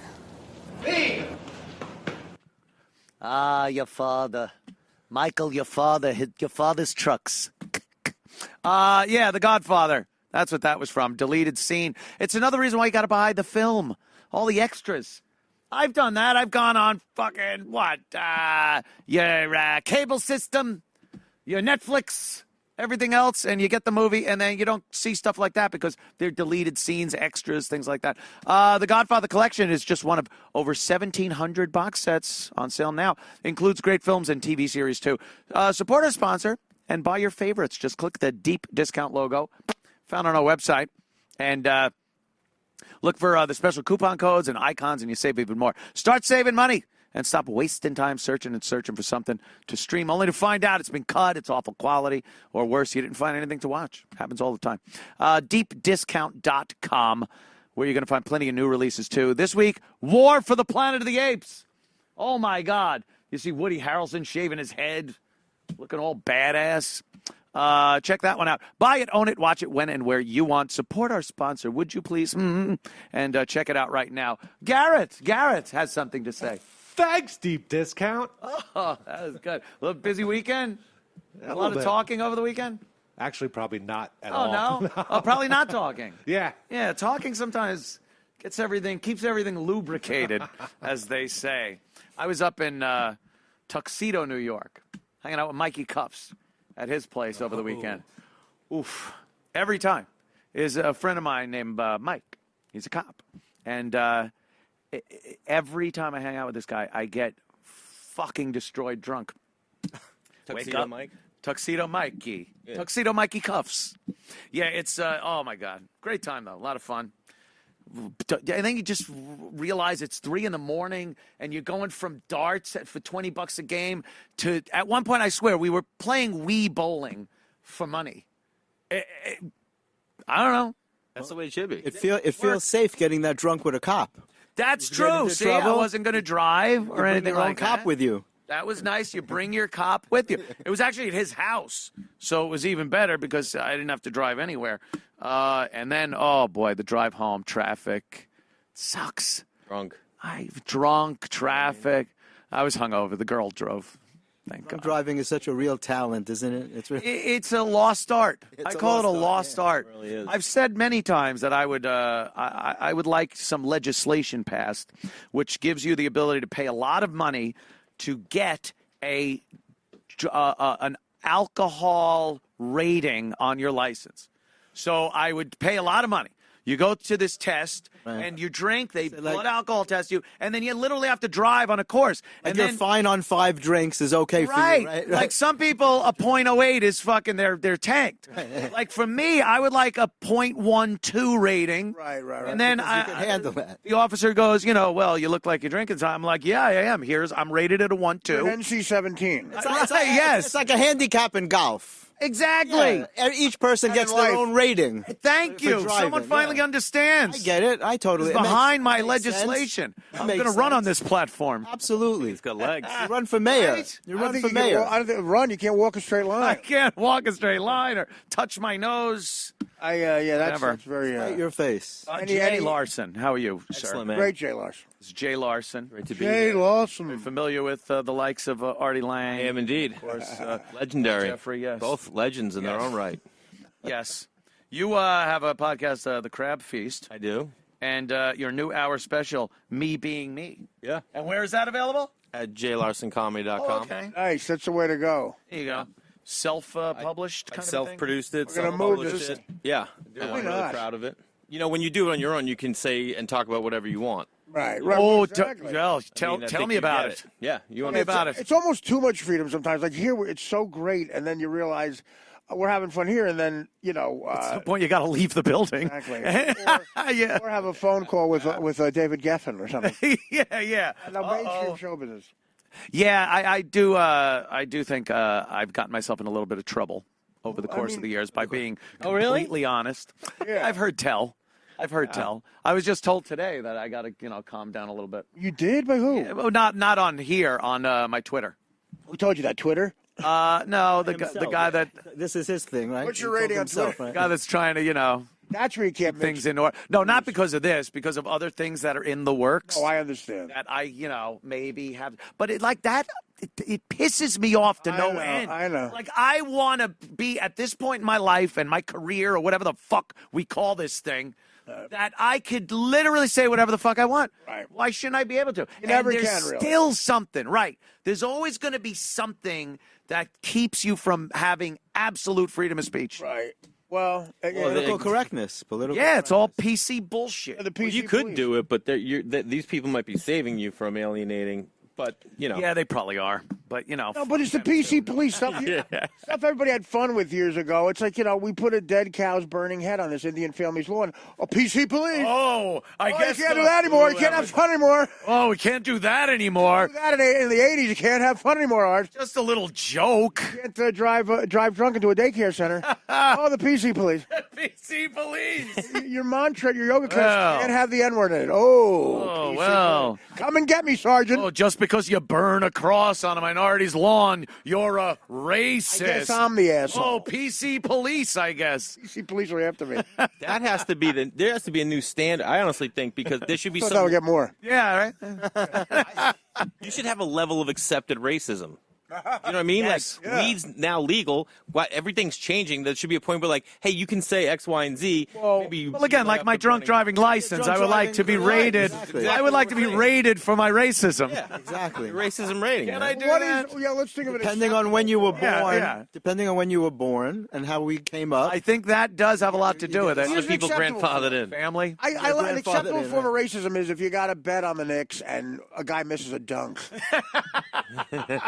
What am I allowed to say? You have a gimme right there. Is that a gimme? That's a gimme. If I lose my mortgage Absolutely. on that? Or what if I'm just hanging out at my family's for Thanksgiving and I want them to pass the Brazil nuts? Let's What'll say. I say? I think I have a gimme there. I think it's a pass. They'll all understand. Yeah. It's just fun for everybody, really. Yeah. I mean, I like that idea a lot. Or say, Yeah, what like, are you gonna some guy takes your money who's an accountant. Yeah. Just end in that. Right. That too. See? And it's full of Piero Berkowitz style. that's What's the acceptable. Stein, huh? Like Dane Cook, I think, has acceptable racism. Only I think his guy was Irish. Oh, see? Same race as him. Same race. Was that Dane's brother who stole his money? Dane's brother. Yeah, his brother. Yeah. Oh, my God. Oh, is that fucking my God. ruthless? You know, that's when you get mad because, like a divorce. Like, was Michael Jordan's wife there when he hit that shot at North Carolina as it beat the Georgetown? No, she wasn't. She wasn't passing the ball. When I had to hear in court Dominic Barbara telling me, you and your wife shared your life together, and she deserves part of that. Fuck. It's the man that got hit in the head with a plate of linguine. Yeah. Yeah, exactly. It's like to hear her dice impression. Was Dane Cook's brother there when he took his shirt off and did the dinosaur bit every day? No. I was there. I had to follow it on a Tuesday night. Yeah. You should have cut of it after that. I had to follow Dane Cook. Did you remember in L.A. Tuesday night there was a place called Dublin's? That was the first place I ever did stand up. No kidding. Okay, well, great room. And above was Sports Bar Dublin's on Sunset, right across from the Roxbury, there was a comedy club on Tuesday nights, and it was packed. Celebrities would go. So it was right at the height of Dane's, master. He made that room. He really did. He made that room. He did. So I go up there, and I was doing the sitcom with Norm, and, when you do a sitcom and you hear a laugh track to every joke, you think you're hilarious, and it's really like, whoa, Artie's losing his edge. I get, the guy goes, you want to follow Dane? You don't have to. And I'm like, so that got like my jersey. I'm like, I'll follow Dane. Yeah. Kidding me? So, well, it's a special night because NSYNC is a big fan of Dane's, and NSYNC was there. This is 1999, okay? And I had just seen them on the Tonight Show, by the way, out of sync. So they're there watching. So Dane has to be better. Even now, I'm starting. What did I get myself into? He's destroying. Oh shit! The walls are moving, and he ends with that thing. He takes his shirt off, and he's doing the like the Jurassic Park thing. Yeah. And even I'm going, that's amazing. It's exactly like the dinosaur. He gets a bottle of beer, and he's like, here's the dinosaur drinking beer. And like women, hot chicks are like making out with each other, and he's causing hot chick lesbianism. It's unreal. His comedy's causing. Justin Timberlake, Lance Bass is blowing Justin Timberlake. Justin Timberlake is blowing Lance Bass, and Lance wasn't out. And I just, this is unbelievable. And I was enjoying it and forgot I had to follow him. Right? Oh, yeah. Oh, shit. So he ends, and there's like beer all over the place. There's beer. I think it was beer on Lance Bass. And, the place is like it was like a workout at Equinox or something. They were out of breath from laughing. Oh, shit. He leaves, and he goes through the crowd to NSYNC, starts high-fiving with him. Now, everybody goes over there, and they're taking a picture. They're doing a photo shoot. I forget. I hear this. I'm watching that. I hear this. Ladies and gentlemen, Artie Lang. And I'm like, what? And it was that little Weasley kid who was on Tourgasm with him. That was Jay Davis. Jay Davis, yeah. I think he was enjoying the fact that I was about to fucking eat my shit. So I walk up there, and literally, here's my competition at Dublin's on Tuesday night. Everybody watching a photo shoot with Dane Cook and NSYNC. I'm up there. Anybody have a VCR? Yeah. And I proceed to literally. It was as if I didn't exist. Wow. And I did this one other time to kill time. I just sang the American Trilogy by Elvis. I wish I was in the land. I did my time and I left, and I never felt smaller. Damn. Yeah. I called my uncle and said I need to be a carpenter again. That could be the worst position for a comic to be in. It's a photo shoot. That's done. He was doing a photo shoot with his shirt off. With his shirt off. Slipping on beer and within sync, no less. Not only alone, but within sync. Dane Cook spit and beer. The hilarious beer that you're standing on. So, when I found out the other took the money, I wasn't completely sad. Not completely busted up about that. That is unbelievable. It happens. It's so fucked up. Like, it happened to him. I guess Billy Joel had it happen or something. A couple of people. He's at the Garden relatives, every fucking night. That's why he's the house janitor. Yeah. All right, Garden, sing us a song, you motherfucking manager piece of shit, piano man. How fucking bored is the drummer? What do you got, moving out? Or? Just dialed in. Well, how old are those guys? Yeah, they're. You mean the band? Yeah, band's been forever. doing it. I mean, they got hundreds. Yeah. It's like Bruce with the E Street Band. He didn't start sharing the wealth till deep in, I think. Oh yeah.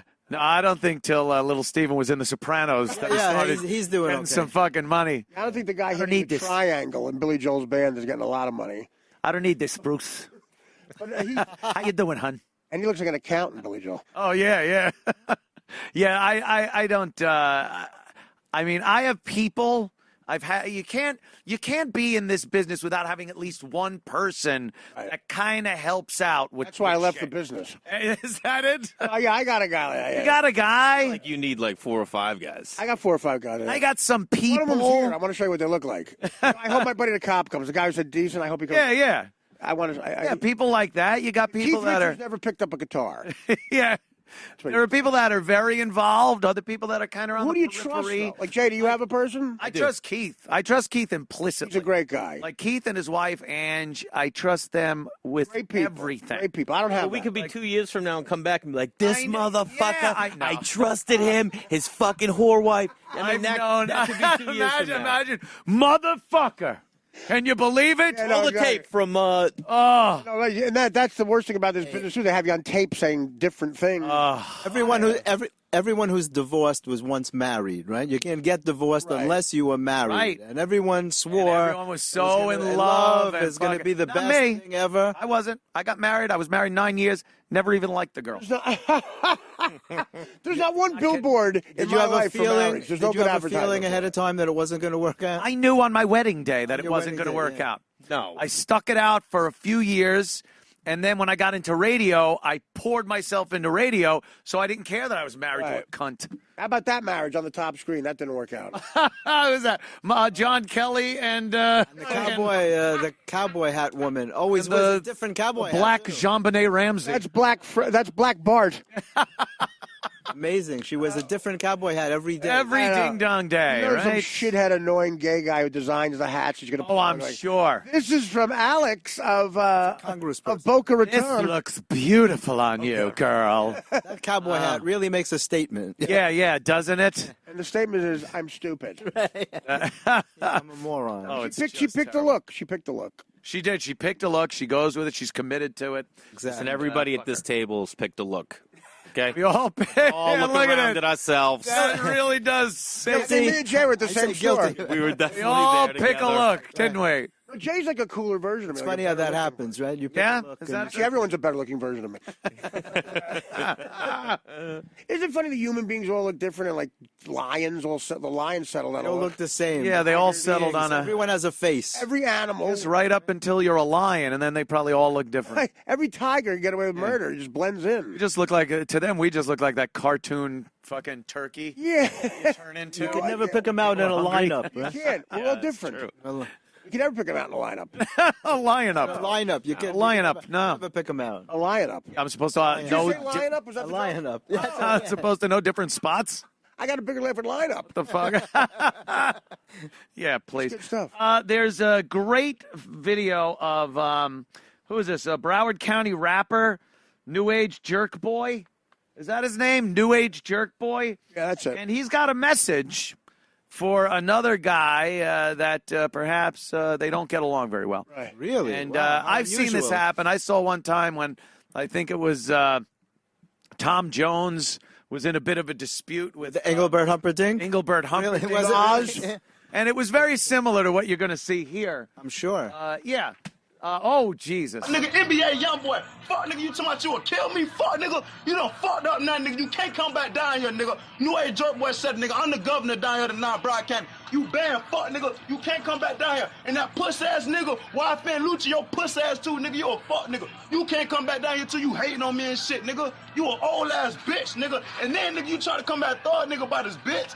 You a whole-ass nigga, nigga. You old as fuck. I'm gonna tell you niggas one thing. You niggas banned. You fuck niggas can't come down here no more. On my mama, I'll put kid in this the back. dick in y'all motherfucker. Yeah, Net I all love the these guy in the bitch. back. Okay, I've got some. They're acting coach. I've got some notes.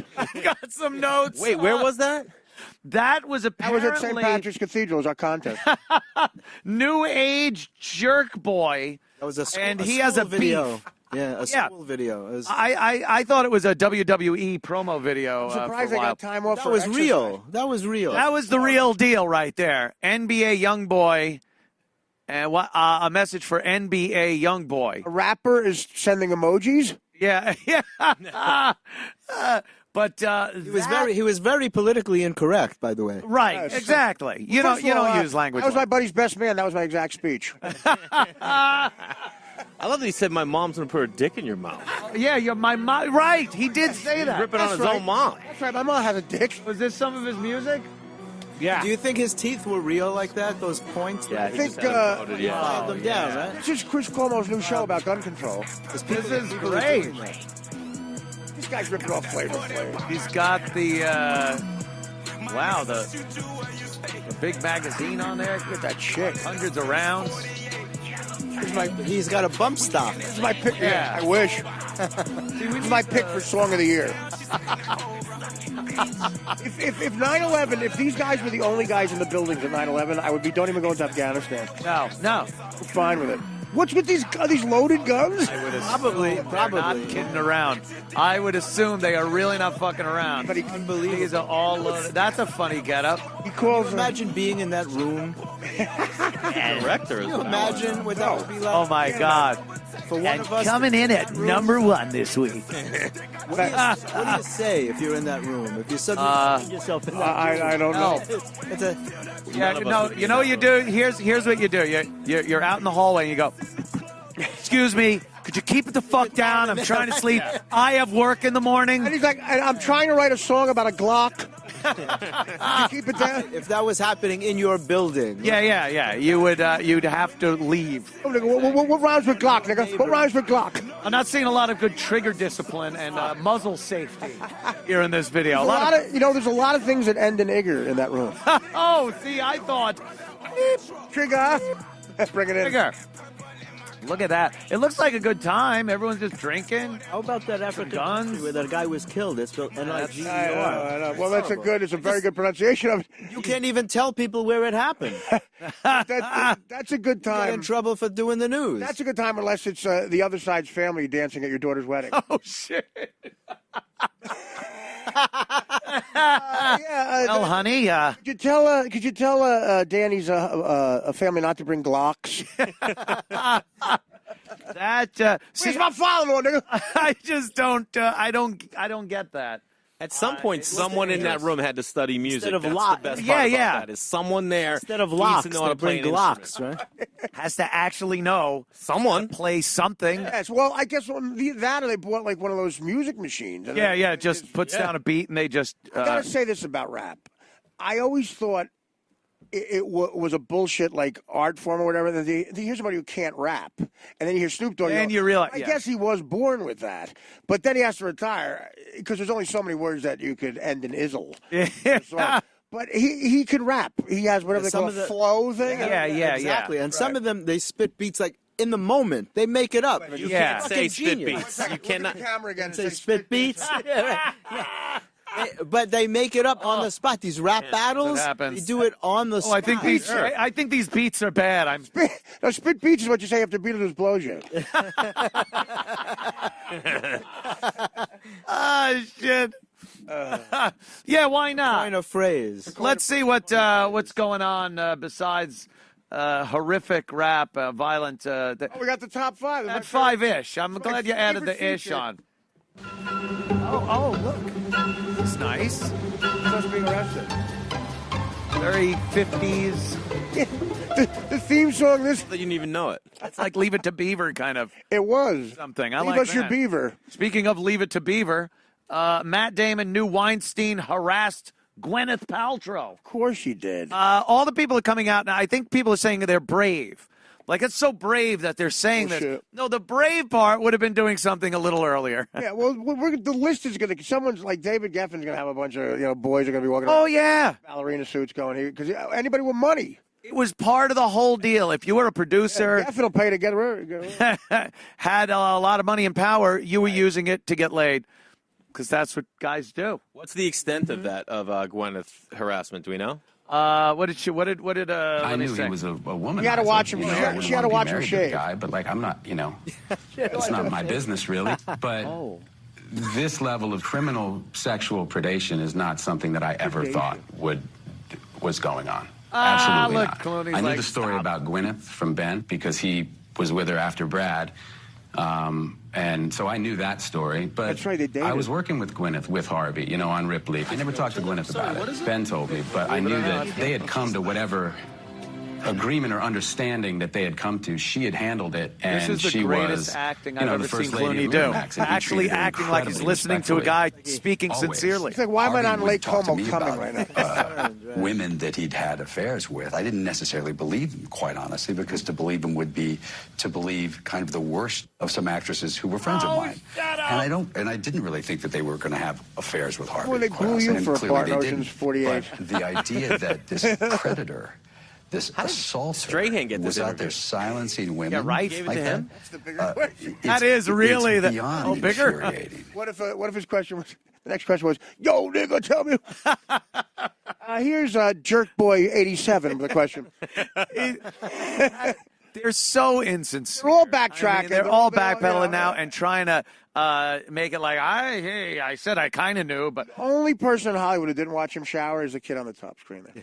The kid from the Shriners. That's the only kid. Little kid from the Shriners. You're talking about, this is a great show because you talk about an extraordinarily ugly man. I swear I didn't know that Harvey was actually assaulting women. Weinstein is what we call Bruce when he talks politics. He pulled out his penis underneath this adorable blanket. He's still doing the Shriners as president. Stuttering John talking to but he's like, Harvey Weinstein is really ugly on a level. I know you're friends with him. No. I'm kidding.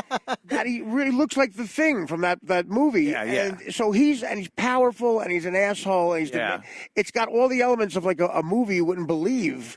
And I think Gwyneth Paltrow watched him shower, right? I mean, I guess that was kind of what Clooney was saying there. He said he would tell him about all these women he was having affairs with, and George didn't want to believe it because it would make the girls look bad. He had to say, really, Aunt Rosemary?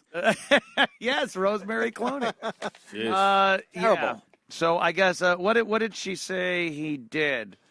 When she was 22 getting the role for Emma, he asked her to come back to his room for a massage. That's his M.O. Yeah. Do it in an English accent. And she said no, right? Right. In an English accent. No, she actually went. And she said, I was a kid, I signed up, I was petrified. Oh, Jay, was she an Emma or not? I mean, let's face it. Yeah, exactly. Was she in the movie? Exactly. I mean, I would tell you this. When I was 22, do you know what you were doing at 22? Yeah, crazy shit, man. Yeah. Well, I mean, I wasn't watching him shower, but I said no. I mean, I don't think. What would you have done from your movies at 22? to be? Let me see. To be, I wonder what I would have done to be a bigger star. What would I have done to be Dom Herrera? Funny as Dom Herrera. No, I mean, I guess. Look, women in Hollywood are. It's if you're gonna decide, okay, I'm gonna fuck a guy. It's a hard. You got to know. First of all, you got to be a smart whore. You got to know who to fuck because who's got the juice. Like the movie I did with Norm. We were thinking, who would you fuck? Not Norm. He can't put you in a movie. I mean, you got to fuck the head of MGM. Like, literally, you got to wait till he shows up on the set. Right. Because he's got the power to put you in a movie. Yeah. Spielberg, you fuck. That's always, But I think a lot of women. That wasn't what she went into it, though. She wasn't like, I'm going to fucking fuck Harvey Weinstein. Who? You know I mean? Gwyneth Paltrow? Gwyneth Paltrow. I think she had a connection, too. She was wealthy and. Yeah. That's a good point. No one goes in saying that, I guess. We would. Yeah. But I think a lot of these actresses. I think a lot of these actresses think, look, if I want my career to go well, part of it is going to be having sex with these horrible men. Here's the thing. It's like they might not went into it like that, but they found that out quickly. I think you learn pretty quickly. Most respected actress ever, Meryl Streep, and this is in books, it's documented. She got into show business because her boyfriend, John Cazale, Fredo, was making a movie, The Deer Hunter, and they needed the lead chick, and she said to Michael Cimino, the director, Cazale said, you gotta see my girlfriend. You have to see her in a play. So they went to a play, and they met, and they did it, and Cazale was dying at the time of cancer. And I don't know, there's rumors that, he wasn't able to make every after party, and Meryl could. I don't know, who knows? Who knows? Even Meryl Streep is, maybe, like there's rumors about it. But if you're in like an Adam Sandler comedy or a comedy like Dirty Work, you are literally a dime a dozen. Like a blonde chick in that movie is interchangeable. Like there's a chick you throw a rock at a Chipotle in L.A. and you'll hit a chick who could do your part. Could absolutely do the part. Pretty blonde. Right. So she's in a very difficult position. Like if someone asked me to fuck them, like being older now, I would ask her to fuck me because maybe is his father the head of MGM? You don't know. Right. Don't you burn any bridges, honey. When you get in the movie, you really got to shine. Yeah. Wow. Well, I mean, I don't know.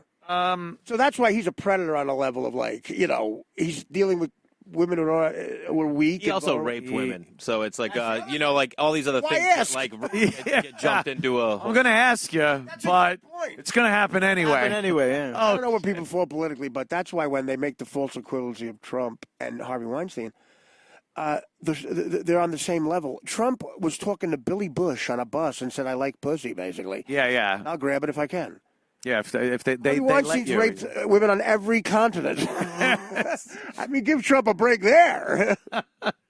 What's his brother hated him. Next? Oh yeah. Yeah, that's another brother thing. Like, your brother fucking you over for money like that. Absolutely. But your brother just completely turning you in. Oh, no. Your brother can't do a good dinosaur. They hadn't been I know, turning him in. It's talking for like years, I guess. Okay, this second one I totally believe. Yeah, this guy, 38 women accused director James Toback of sexual harassment. Now, there's one more reason I'm a big fan of his. No. He's an insanely talented guy, this guy. Yeah. Wrote The Gambler with James Caan, directed a lot of great movies, but clearly just a pervert on a level. Oh, yeah.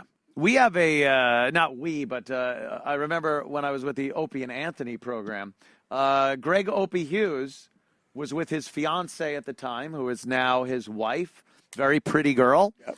And he walked up to them out of nowhere and just told her that he wants to put her in movies and really that he needs her number. This dude right in front of Opie. Right in front of him. Just walked right up.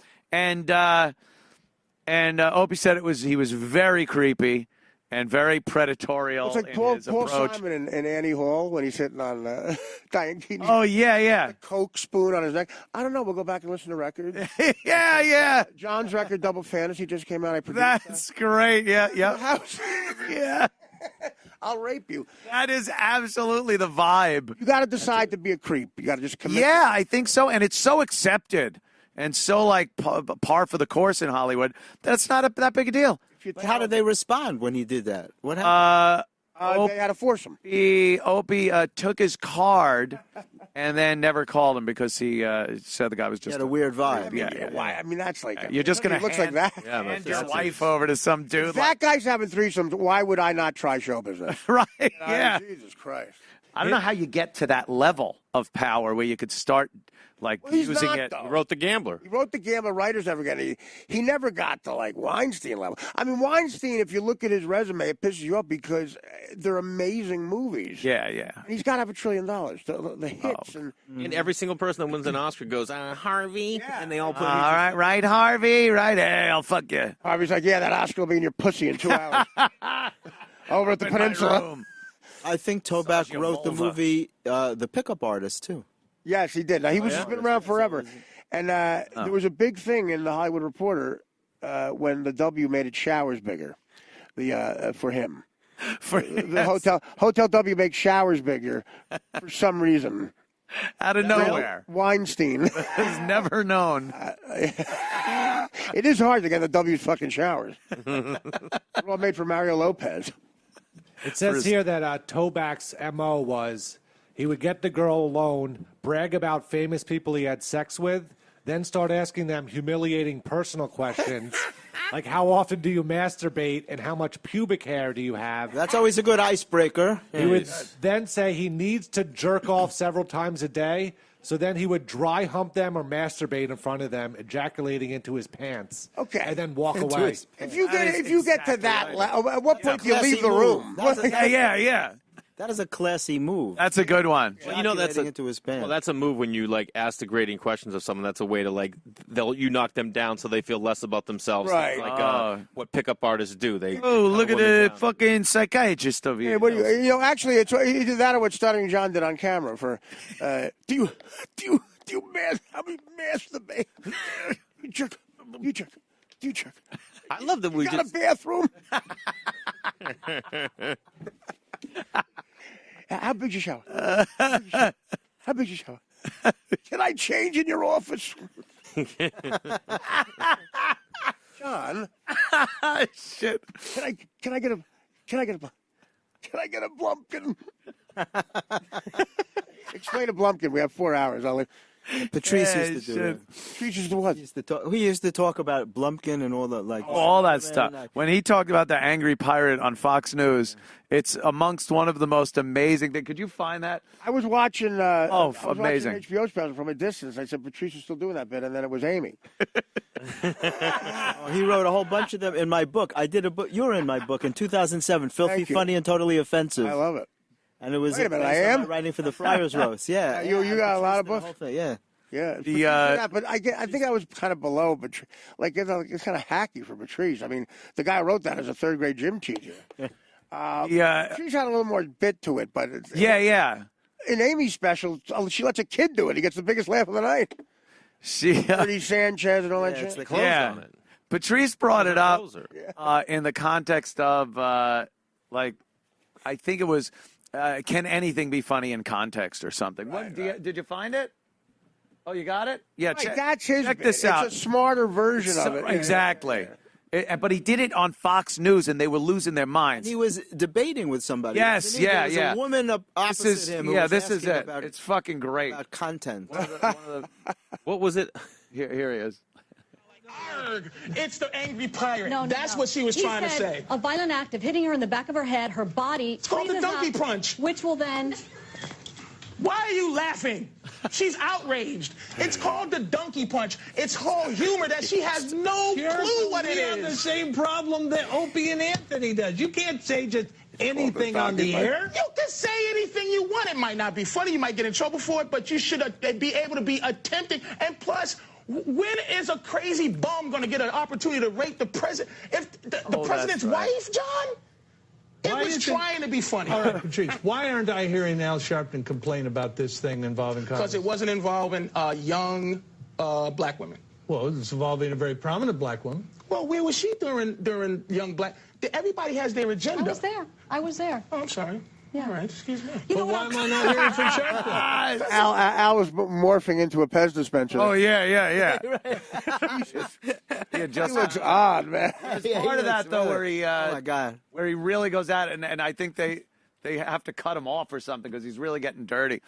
That was the one on satellite radio. Me and Opie had just kind of recently gotten to satellite radio, and we figured we would just get this homeless guy to come up and give us wisdom. It's satellite. Who gives a shit? Right. So he gets up there and he's talking about how he wants to fuck the Queen of England and George W. Bush's wife. Right. And then he said Condoleezza Rice. And he's like, oh, I just want to fucking rape Condoleezza Rice. And it's like, yeah, it's the rantings of a lunatic homeless guy. Of course it's outrageous. Wasting their time upset about that. Yes, they got all upset. They started talking about whether we should be disciplined. It was upset Roger Ailes while he's stuffing another girl into her stomach. Yeah.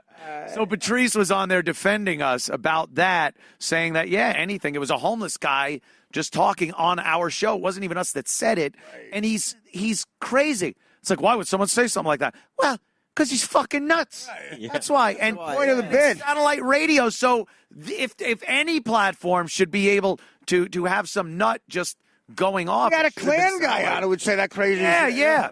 Exactly. Did you find the ass end of that one? No, that was it? It ends, but it's just like a regular end of the segment kind of because thing. Patrice just starts talking and then you stick it in her and, Yeah, I know you're talking about just... maybe we saw an edited clip because that's what I remember. Hey, let's calm down back there. Yeah, right. I got a great story about the last time I saw Patrice. It was in McDonald's. That's it. That's it actually was. He was amazing. He's a comedy philosopher, man. More than he was fucking awesome. A fucking point of view. Hilarious, and just would say whatever the fuck, man. Like.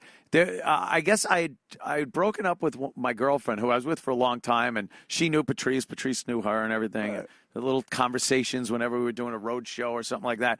And then he goes, "So you broke up with that girl?" I was like, "Yeah, it was 9 years." He goes, "So if I ever see her again, I don't have to talk to her no more." It's like, God damn. That's awesome. How it was easy to pick up white chicks, and you like berries and like a twig. I forget what it was. I forget what it was, but it was insulting because I found it difficult to pick up. Of course. I was his co-host on the Black Phillip show. All right, the bullshit. Great as that is. It was Dante Nero, him, and me, and we had the best time. And he used any non-felons on the? I used to shoot that shit. He used to let me bring a camera. I thought you meant blacks. No, he was amazing. He was just he was a one of a kind. Was one of those guys, like again, I was saying, like if you're goofing on him, he would look you up and down. Yeah, it would give you that that look, like a bite out of you. Yes. Much Marv Albert. There was another one where we were walking from Caroline's somewhere down Broadway, and my girl gave a homeless guy a few bucks. It was a white homeless dude. Right. Patrice just looks. He's like, "That's adorable. You're a cute little racist bitch." It's like there's 8 black homeless people. It's like, yeah. No, that one. You're a cute racist. I like to give money to a homeless person and say, listen, I don't want you to buy food with this. I don't want you to feed your kids. Just drugs. Just go get crack. There are a fuckload more homeless people. I want you to there, get me some crack. Yeah. Could you pick me up some crack while you're getting crack? They never come back with the crack. They will never come back with the crack. Yeah. I gave crack to Goofy in Times Square, the Goofy character. Come on, dude. I'm still waiting. They all smell the same. I'm still waiting. What else is on that fine list? Have we barreled through 3 of them? We're barreled through 3 of them. The comedy freight train? Trump gets into a Twitter fight with a Gold Star widow. Oh, my. Isn't that every day? Yeah, pretty much. Well, this has been a thing that's been bubbling over for a few days now. It's like the Gold Star families can't be assholes. Well, I know, yeah. That seems to be. They're people. I mean, I feel bad for almost 99% of them. There could be one who's an asshole. Could be 1 or 2 that's kind of an asshole. This is now the widow who's speaking out. What happened? Was she for? Well, she's on this show. So Watching the funeral, how loved and respected David was by his family, his friends, his community, his fellow soldiers. Let me get that out of the way. Like, obviously, he's like, all right, let me get this part out of the way. Well, I want now, to know can we how just get to bashing great Trump? of a soldier my husband Sorry, thoughts and prayers. Trump's an a asshole. loving and caring father and husband he was to our family. You knew him since you were 6, huh? Yes, sir. Oh, what's she? Whoa, she wearing a grill? And I also know she would fucking. What's his name? What they're talking about though is horrible. It's like this guy really did die badly, and like these guys are just taking advantage. Stephanopoulos is like taking the fucking meat off the bone. Go vulture. Is she no new age jerk boy? Yeah, the questions that I have that I need answered is, I want to know why it took them 48 hours to find my husband. Why couldn't I see my husband? Every time I asked to see my husband, they wouldn't let me. What did they tell you? Well, isn't there a protocol? They'll tell me that he's in a severe rap. We're taping his arms back on. Yeah, exactly. It's the worst thing ever. Type of protocol here. I want to make sure he looks respectable. I don't know nothing. They won't show me a finger, a hand. I know my husband's body from head to toe. And they won't let me see here's the head anything. and here's the toe. I don't know what's in that box. You think about what he died for, if there wasn't anything. Oh, right? But That's the same with it. I need In Niger? I haven't seen In the him country of since Niger? he What is what they're calling it now? Which you just changed? Yeah, that Stuttering John trying to go, I was in the. That was from that ambush in Africa? Yeah. Gotcha. I was in the. You can't tell them where you were. I was in Nutley. Some comedian says he uses that word for his bank password because he would never tell that to anybody.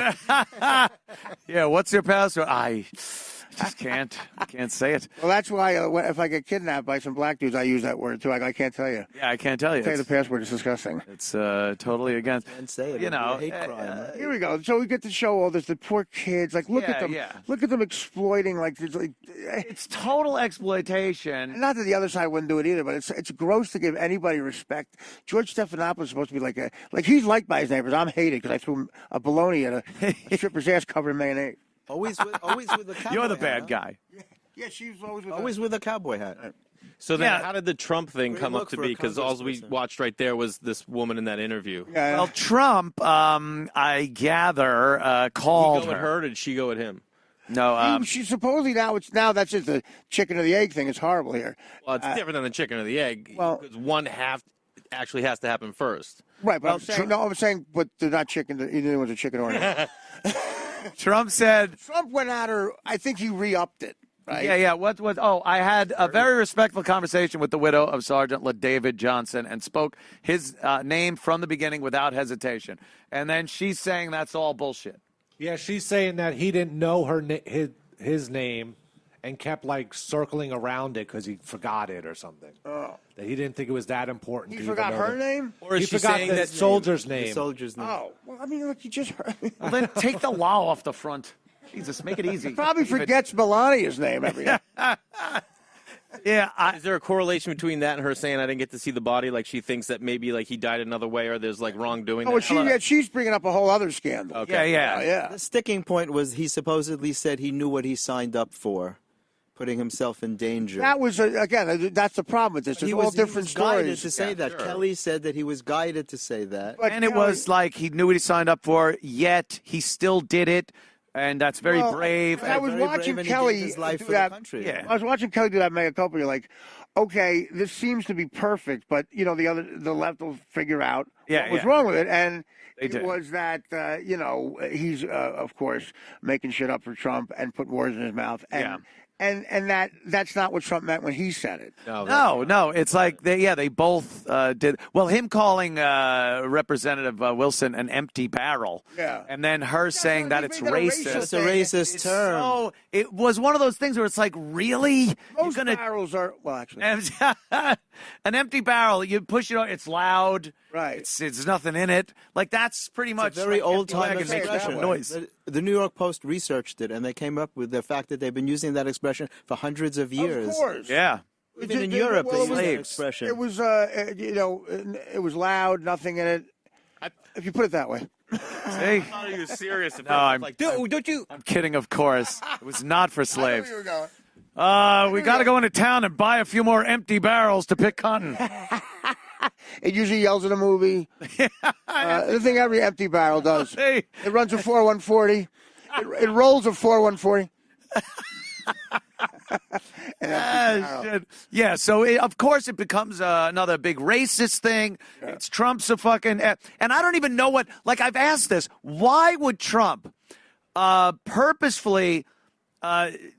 make a widow feel bad? Like, what's the I don't know. He's done it before. Yeah.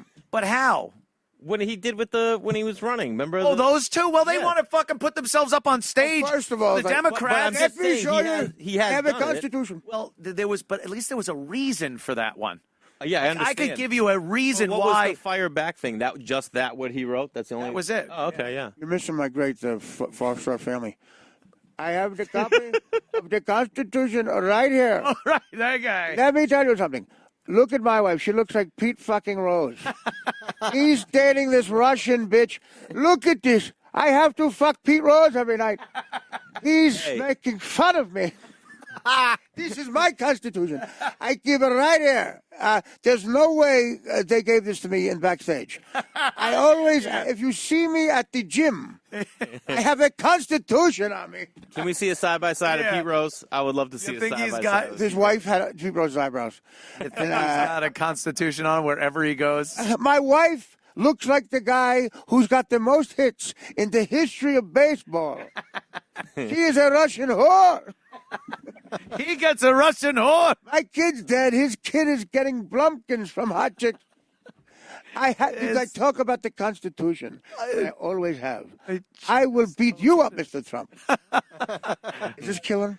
I just don't get where it would come. Like, what would be the upside of doing that?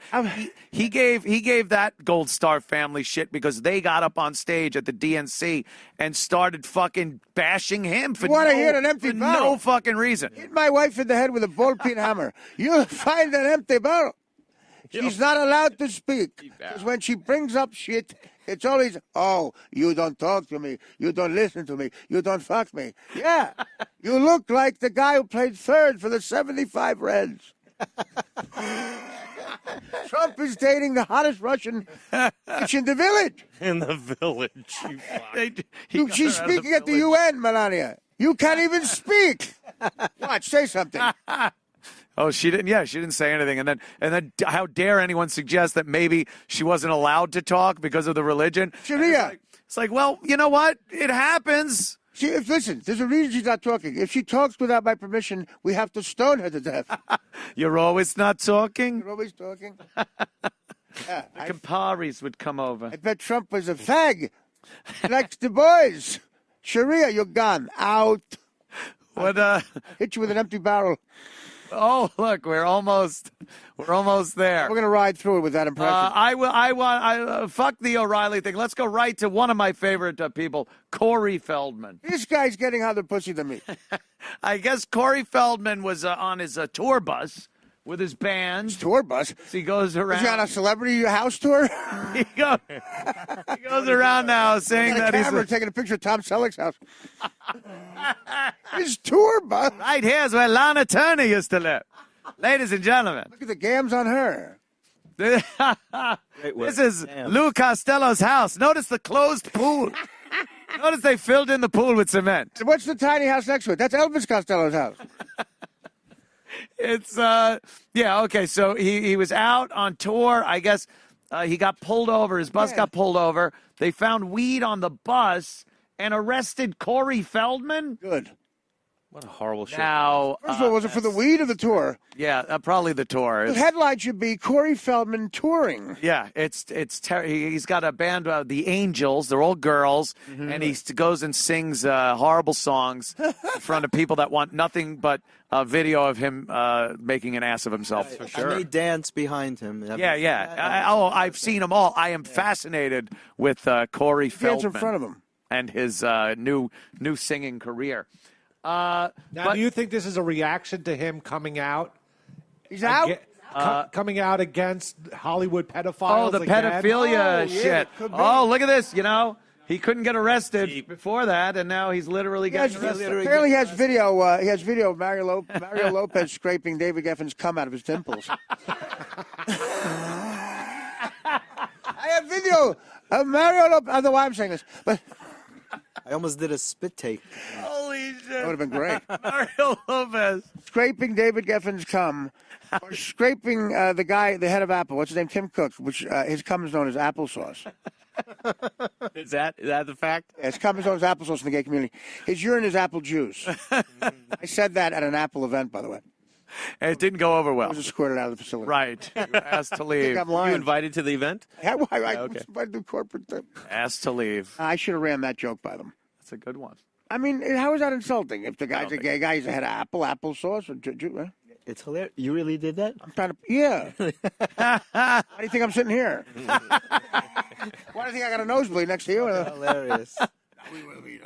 I want to say publicly, by the way, that Jeffrey Gurian is the greatest guy. He's one of my favorite people in the world. He writes great articles for the great Ron Bennington and Interbank, who is an awesome guy. Yeah. I love Ron. And I want to say publicly, thank you, Jeff, for always being nice to me. You're a great Thank guy. you. You deserve that.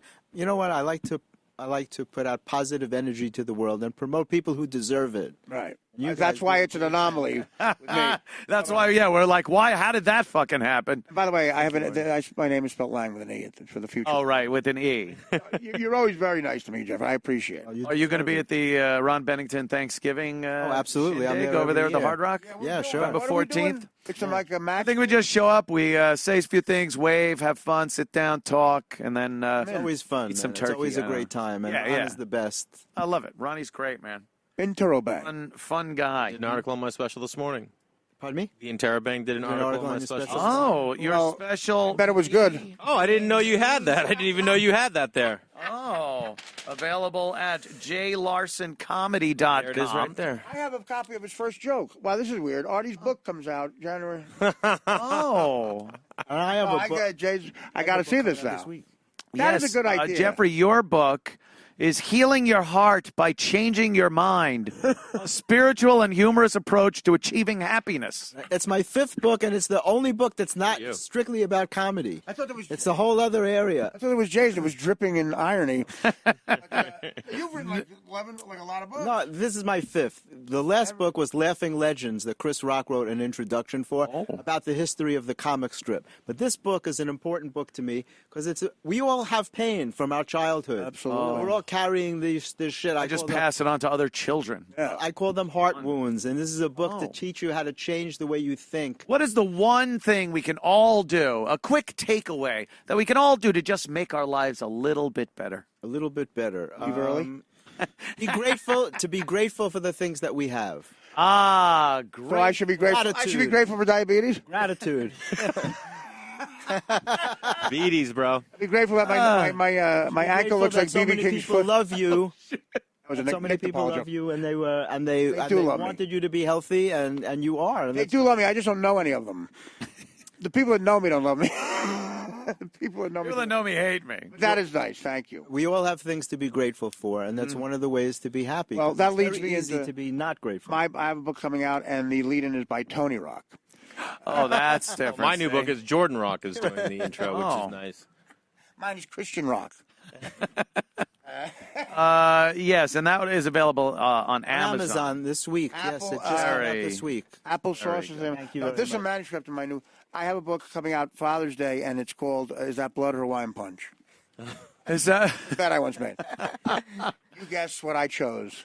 And Artie, are you going to be anywhere in the next few days that anyone Well, needs to know about? well, in about 3 weeks, I'll be at the Starland Ballroom. Doing stand-up.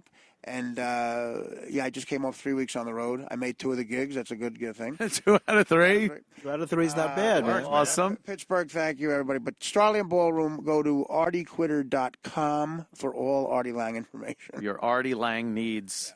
The 5 family impression. Very, very good. Of course, tonight, New York City Crime Report with the great and powerful. Now it's just called Crime Report. He rebranded. He rebranded. And Did you have to brand first? Expanded his net of crimes he could catch. So now it's just crime from everywhere. Yes. New York City ran out of crime. I was going to say, there's not enough. It wasn't like Cincinnati crime. Well, he does that audio podcast that's free for Yes. on his own, and that's still going to be New York City. But all right, Crime Report. I do a podcast, no audio. It's fantastic. I've heard it, man. Great, thank you. Some of your best work, I By think. the way, Hot show is a fun show. Is that irony? By the way, behind you, Journey touring again. Oh, look at that. Is that That's two a- guys? that- Is that's that a- two guys who just met at rehab? That is amazing. I got to get a picture of that. That's Isn't that great? Looks like a. I look like the road Vegas- manager for the Beach Boys. Looks like a Vegas magic do. show act. You look like the last Beach Boy. It's a Vegas magic act. Hey, can I say that on Wednesday California. night I'm performing at the West Side Comedy Club, the new comedy West club. Side, yes. Great room. Very good. At 8 p.m. and I'm in the 8 p.m. show. Very cool. I can't make that because I'm recording an episode of Chip Chipperson's podcast. I missed this past week, and I'm getting shit about it. It's my People are favorite giving me podcast, dude. shit about favorite podcast. Fuck yeah. I'm dating a woman who lost $80,000 on the Reds when she was managing them. And Trump's got a Russian blood. Do you understand what I'm saying? No. So, yeah, Crime Report at 7, and we will see you back here at 4 p.m. tomorrow. 3 World Series rings she has. Until then, arrivederci. Arrivederci.